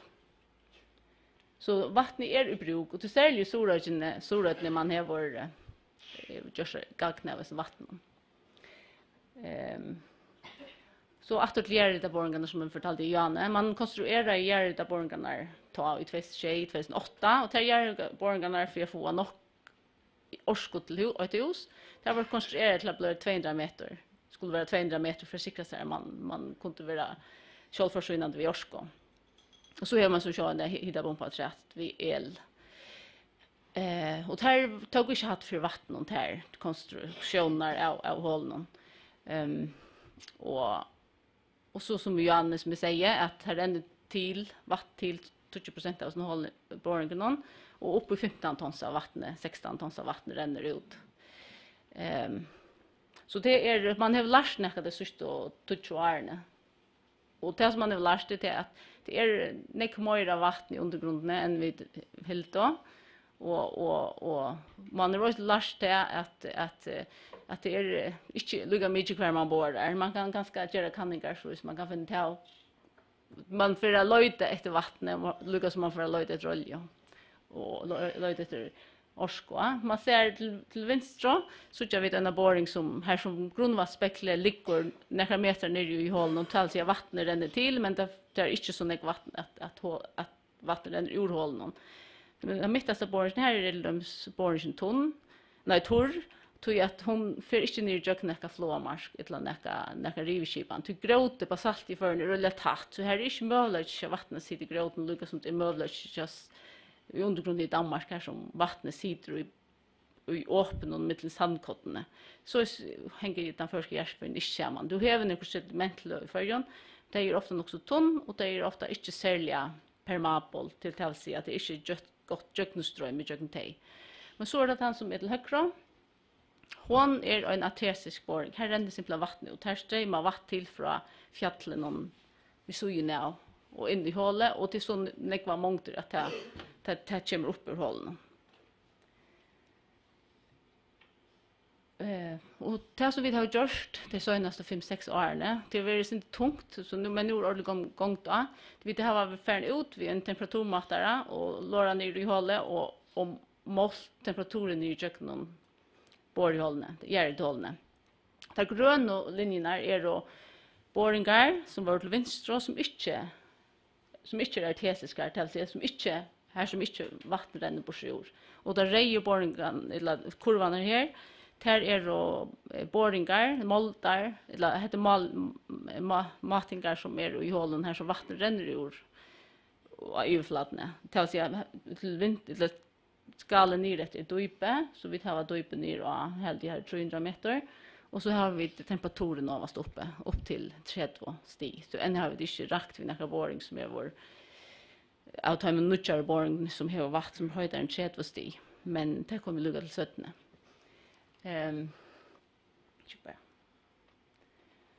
Det som är intressant och just när kanningen som vi har gjort det är att det gröna och prickarna det är hita läge ner i hålet.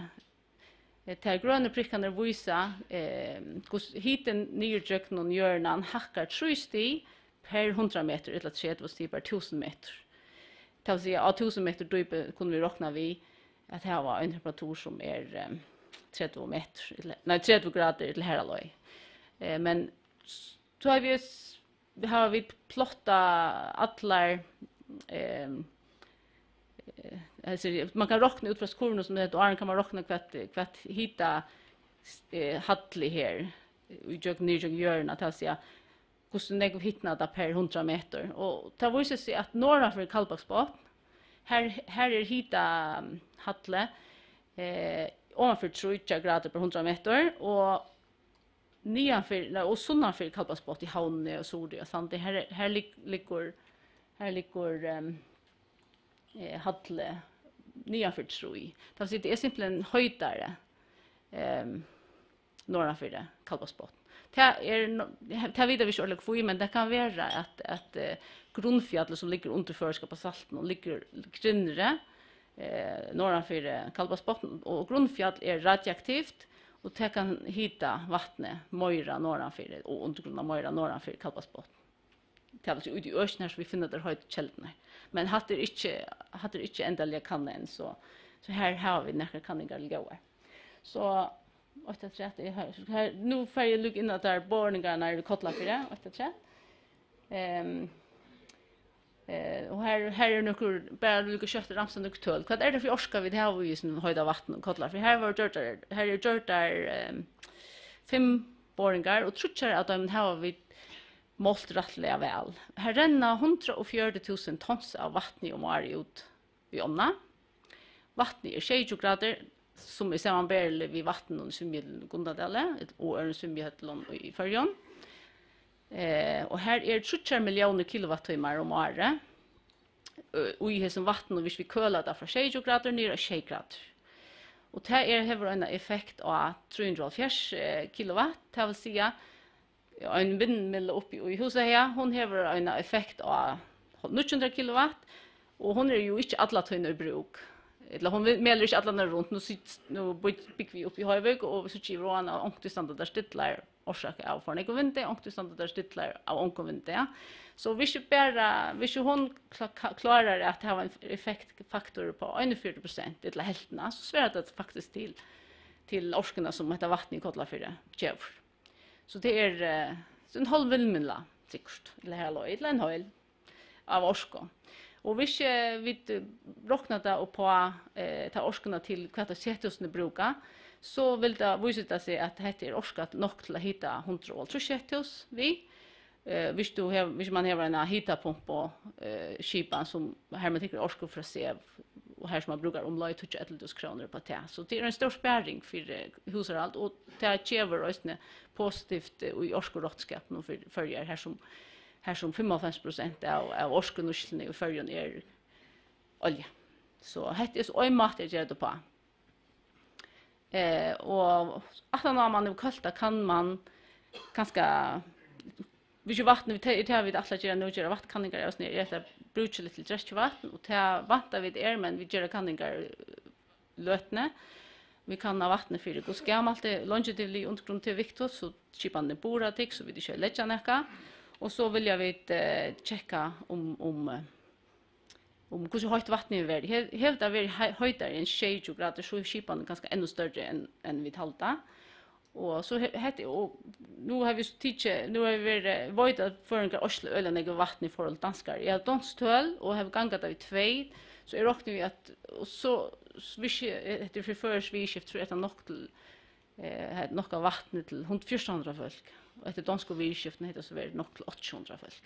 Så jag vet att föringar brukar näck mer av vatten och har inte så mycket respekt för vatten och vi betalar inte för det. Så det är här är en vinn-vinn-stöva som är suchta och det som vi gör i Kotlafjärden till vi vantar att vi börjar och det är en ringströmskipan kallt vatten söker i dype och skumpat att det är tungt för ribskipan tar tungt och är tyngre än högt vatten och skumpas så att höjda vatten upp så kommer då en cirkulation i undergrunden. Och sätter man så hålla som i en boring så för det kommer högt vatten upp. Vattnet är höjdare långt upp än man är vanta.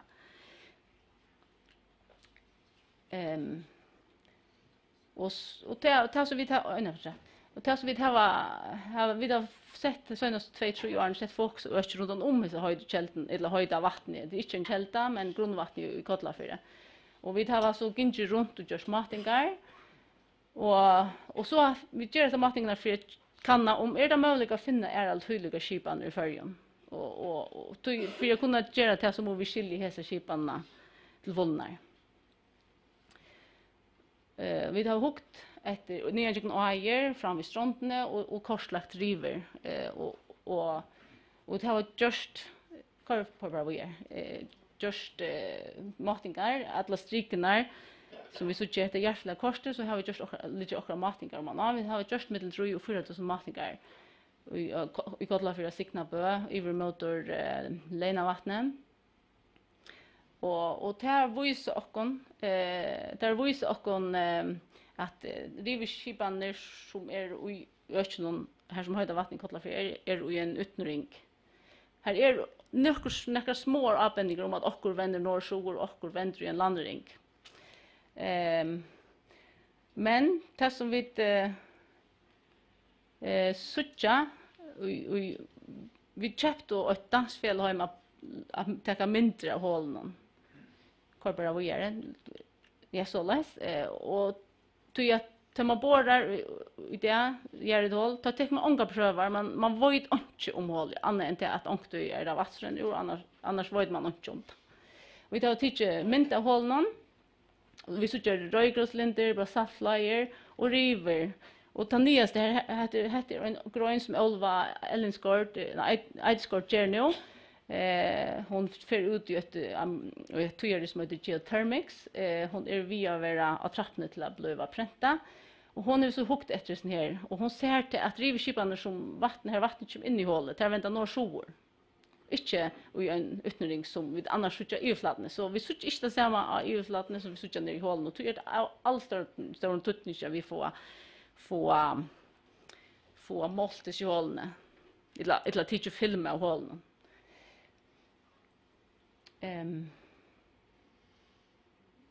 Ja, som sagt, vi tar inte vi har just trycka rapporter och börja skilja skiparna. Och så är det för att kanske att för att lyssna vi gör för skiparna i Kotlafjärden för så är det ut att ha en orsko. Så ger man också next här ut i hem i det att man har ju haft en oljekräppa vi arbetar via få olja och vind i färjan. Men och just senaste 4-5 åren är det vi öliga lågt plus innanför oljelöjting och nekva att ha med fagfolk som har arbetat vi har löjt olje till färn löjt efter geotermi eller järhita.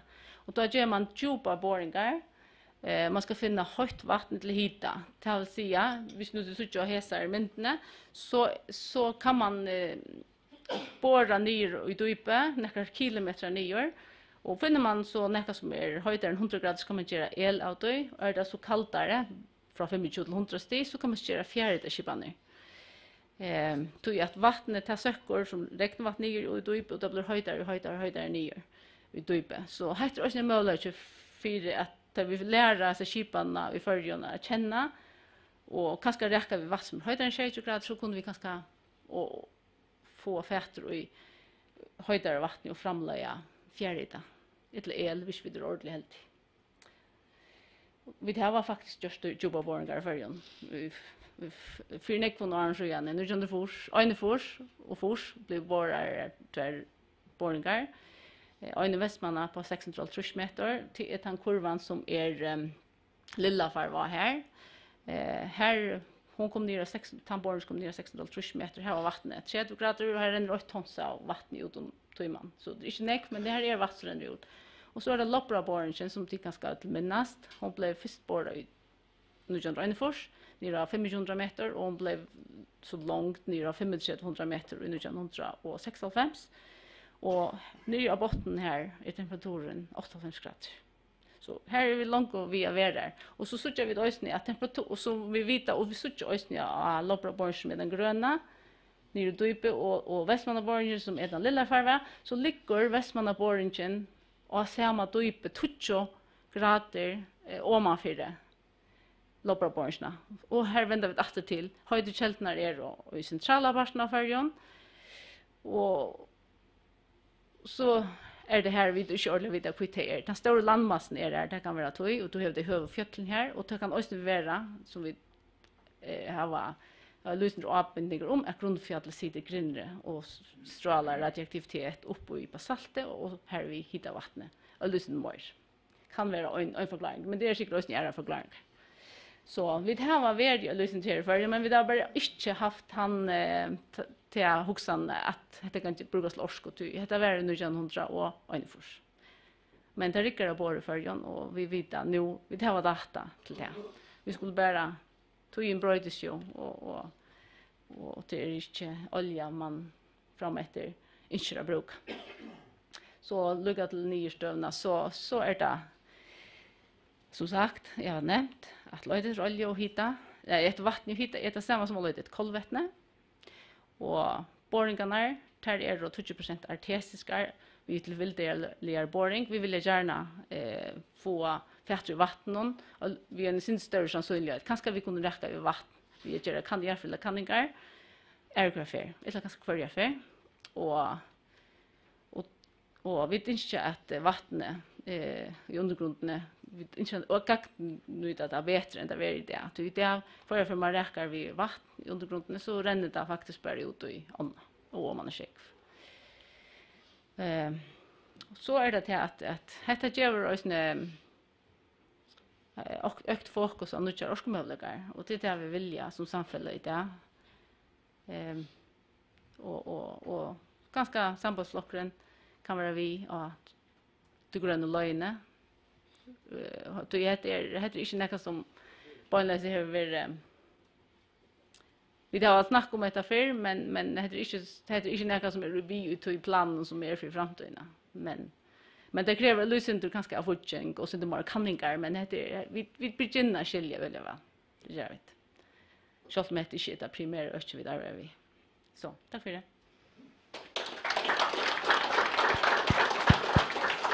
Ja, så det var för spårningar här. Ett för jag spårning. Jag alltid det var sådär avvärst och också till att man hickar analys och prata. Nu det var som att jag loppar att det är just läxiane. Men jag har också inte de tankarna och det sambandslösningen att ett orsko. Som har ett malera, ett orskmalera. Och det är då flöjt ökis på olja till vindorska till vattenorska och så är det här så har man ett steg kan man välja sitt fokus att det gröna det är framtiden Ja, det är det. Självt om man inte, vi vet väl att det ska vara en balans och vi kommer ha bruk för olja nek och hans rätt, men för tanke så kan man rättligt sätta fokus hit och ta vilte till att man hej ett råd till givet tutning så hej man steg där man vill sätta fokus och här kunde jag ha så en pastad. Ja, absolut. Ja, det är just närmare att arbeta. Närmare arbeta vitt och tar man hever ett ökning eller ett steg kan man välja sitt fokus att så det är väl det rättligt spännande. Tack. Ja, var det något annars för spårning? Ja, bara. Jag huskar att du var så lösen i att du säger att om man förnyr här så är det radioaktivt. Men spårningen är kvärt är det som hittar vatten. Är det på en samband ner efter till göra chattarna som gör att det hittnar eller är det andra virksam i undergrunden som gör att det hittar imsasans runt? Ja, man räknar vi att en tunnelregel är att solen hittar undergrunden 20 meter ner i djupa eller härlöj. Men chatten gör han är radioaktiv. Och visst inte vara att han var radioaktiv så har gör vi nog skulle det. Annars är det inte möjligt att hon stadig helt han hittar ner efter som hon gör. På ett annat tidspunkt ta gör en sån där alkohol att hon är väldigt iskallt men det är det radioaktiva som ger till att gör en stadig häver en hitta ner efter udöpe. Och det är jag vet inte nu minns jag akkurat det men det är 60 grader in i chatten. Så det hackar i förjon 30 grader per 100 meter men i Island det här är det helt annorlunda töl. Det här är hävt och ser lava packan där grindre.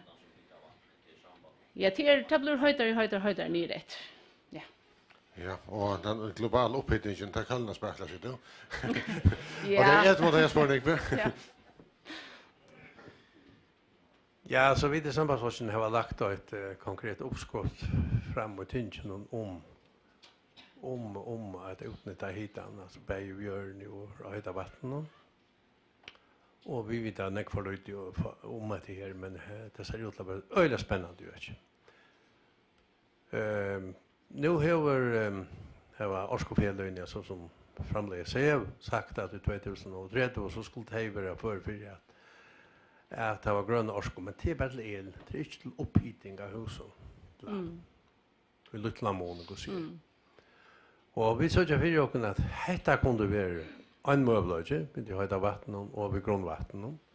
Och så blev vi ett förfyr att det var så man krävde mer elorskor, men så klarar vi det av vara grön.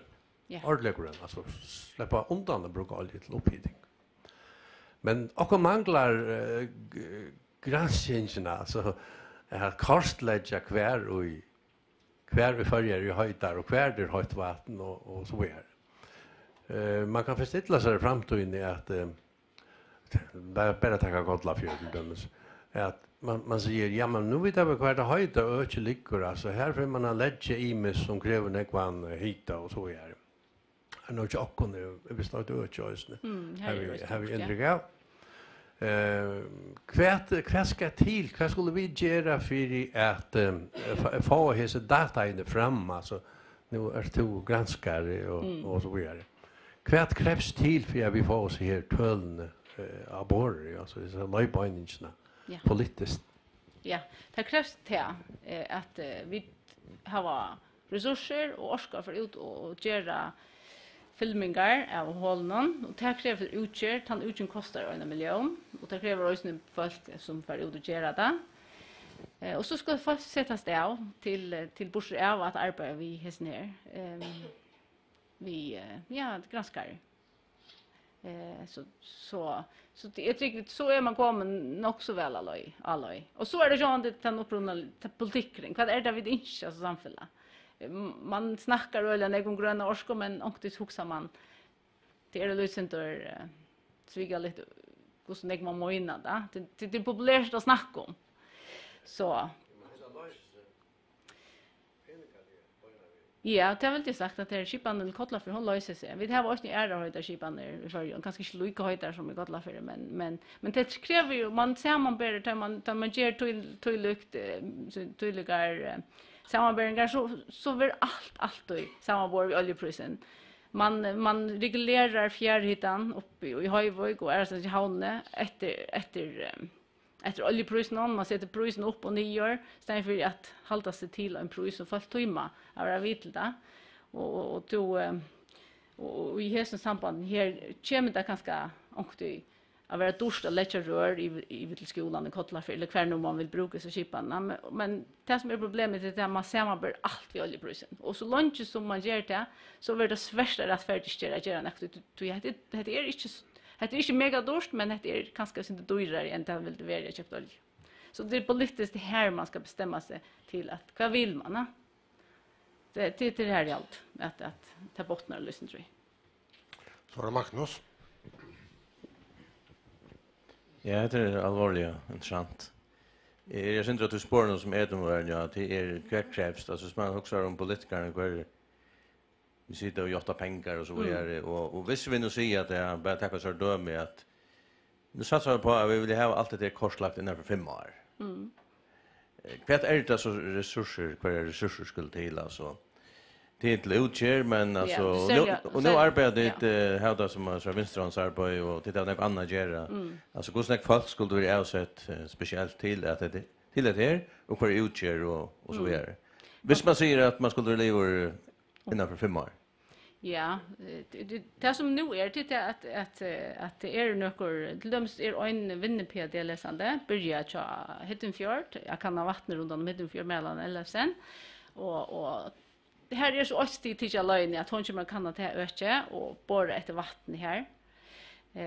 Och så man kunde sätta några vinnepd-läsande samstarv i kommuner och visker i förrjun och så kunde man haft en 5 folk som arbetar på avfrösningar så när man öliga längt. Det har väl jag sagt. Och så utgör till det. Så men alltså på standard för det ringer mig att säga gossnäck för man ska sitta och lyssna vitt och det är inte akkurat här vi har brukt in på att göra ett evil 5 år. Så det är inte stort spårningar att om 5 år visst vill ju inte det så kräver det några folk på sig. Det gör det. Så inte. Ja, det är otroligt spännande, men så hur ska man finna så här kältnar kan man köra seismik eller något sånt? Jo, det kan man ösne. Men seismik visar sig vi har inte erfaring med landseismik för Jon, så men det ber till det är just för och basalt det häver vi tar det syntes svårt att söka nya jog basaltliner men det ber också till och teknologin blir bättre och bättre. Så man kan göra seismik och man kan göra täcka upp och locka eller filma alla där borgar som vi har gjort det blev i fjärde 180 järda borgar. Och det kräver ju manpower till att få ut och göra det att det är ganska inte att 40 år att göra såna filming som är visste nya jog något all. Så man kan också göra geofiskar kanningar. Men utgören man klar och folk manpower. Ja.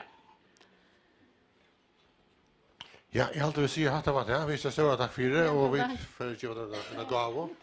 Tack för det.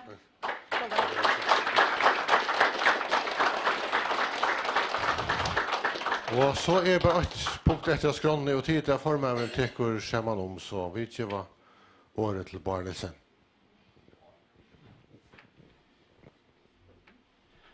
Ja, tack för det. I all vi har haft en öliga goan landsfond och man ser ett gott upplägg till de kommande välarna som är vänliga vid kunna vinna. Bäge så att få ombåna folkadinja och jag vill vinna och stärk in att det är lökting så att vi kunna vara avvärd till att vara en samstarvs flockor i en samgång. Och det är vi självande att vi kunna man säger samstarva bäge till höger och vänster tror vi det är en allsidig flockor. Det är ja, jag lukar kanske säga till Jan och alltså nu visste ju att det var 20 grader höjt där i Hålles blev både Västmannen där blev både Loppra i Forsen och August 50. Jag hoppas det tror jag vi det närre förbötaren och John och Charlo när närre. Ända är loppra att det gör oss höjt i Västmanland så vet man inte hur start man mår. Men hvis vi tar det som Paul Weijer var inne i, så hade det varit öliga avvärst och han säger till att vi har ju hörsthöl. Han är färdig ut vid gån 300 miljoner till att få ett väl virkande dagförst sjukhusverk och till tölnen visste ju det eller att tölnen tar vi av lacknon och så vidare. Det är alltid tatt av kanske väl upp mot det som man avröver ju och kanske ju avsför en ösen för pom. Så här är näka taka fatt så här är det sammanslagen nu sagt att vi vill gärna veta och inte bara såna till. Och ta det kämla vinneliga så var Atle Gregersen i AS här att det är stora framtida Atlanten för Alvinna och han var ju den första till att bygga ut. Jag vill säga att det är som är affär av Flåvödlen att det är byggt ut konstant det syns det var ett kuscher tutjarn kanske 15 av fotagletta. Och nu är smolten till honom nästan blivit lax och arna för ett check det är 600 gram. Och till det här som växten ska komma från omframt att man röjnar för att havs vid allingen och det är ju också bättre för ungkvarv. Och han nämnde så ösne, han då väl att ta till och säger att största höttan med växt i alven det var lusen och politikerna. Så det var och skotta få lus eller politiker. Och ungmannafället tar latej, inte tar, du vet det väl man och här är det nog Ivo och kvinnor som vill på här det till glädligt. Tejer och kan man säga allt och nog så konfronterande om så kan säga. Men jag hade ju det var det öliga höflig. Jag vet inte om det tror det väl narskast att röjna skicka sig inte pent som det landsfonder och han vill strömmar och så vidare. Men till så kom det några ting kom och det gör det värst vid böjna vägen vid det ohäft av morflotchen. Det är helt för det visste var också kraftig utmelding.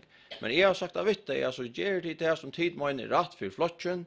Tror jag att vi kunde inte styra att tid ger att så tror man att det ska vara vi och och ta det nog längsammare runt och det tror jag att vi då ger dem en rymligt handel för alltså.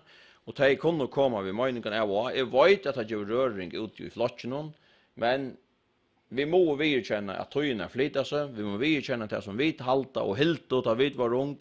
Ikke det samme som de unge i det halta. Og tog imot deg hava løyve til hava, ja, jeg vil kalla det konfronterande meningar om imisk vidskifter, annars missar vi deg, og så er flokkeren vekk, og armer vi det av. Tog er det øyelig avgjørende, jeg vil løyve alle meningar fram og så må vi sammen med velgerne finne det av hva jeg kaos vi skulle seta politiskt. Men jeg vil enda øyne for å takke for det, gå opp på tingene, og ta være øyne folk til varselen i kveld, og ta glede av dere til, det pleier å være sterkona litt, og godt le og godt løyve och jag vånar så tjå. Nägva vakon som är rätt det och till en plats vi får krossat nöker innan träet skolt och där begynner att fylllas nu men kanske vi får pressa en tro innan träet där också då. Vi skulle nog få krossat det så stort det är näkar som gärna vill bara vinna och så slött. Så en annan för när stora tack för det och nu får det ända vi har synja första vers av Chosanchen och i halt det att ankor annan lägger för igen.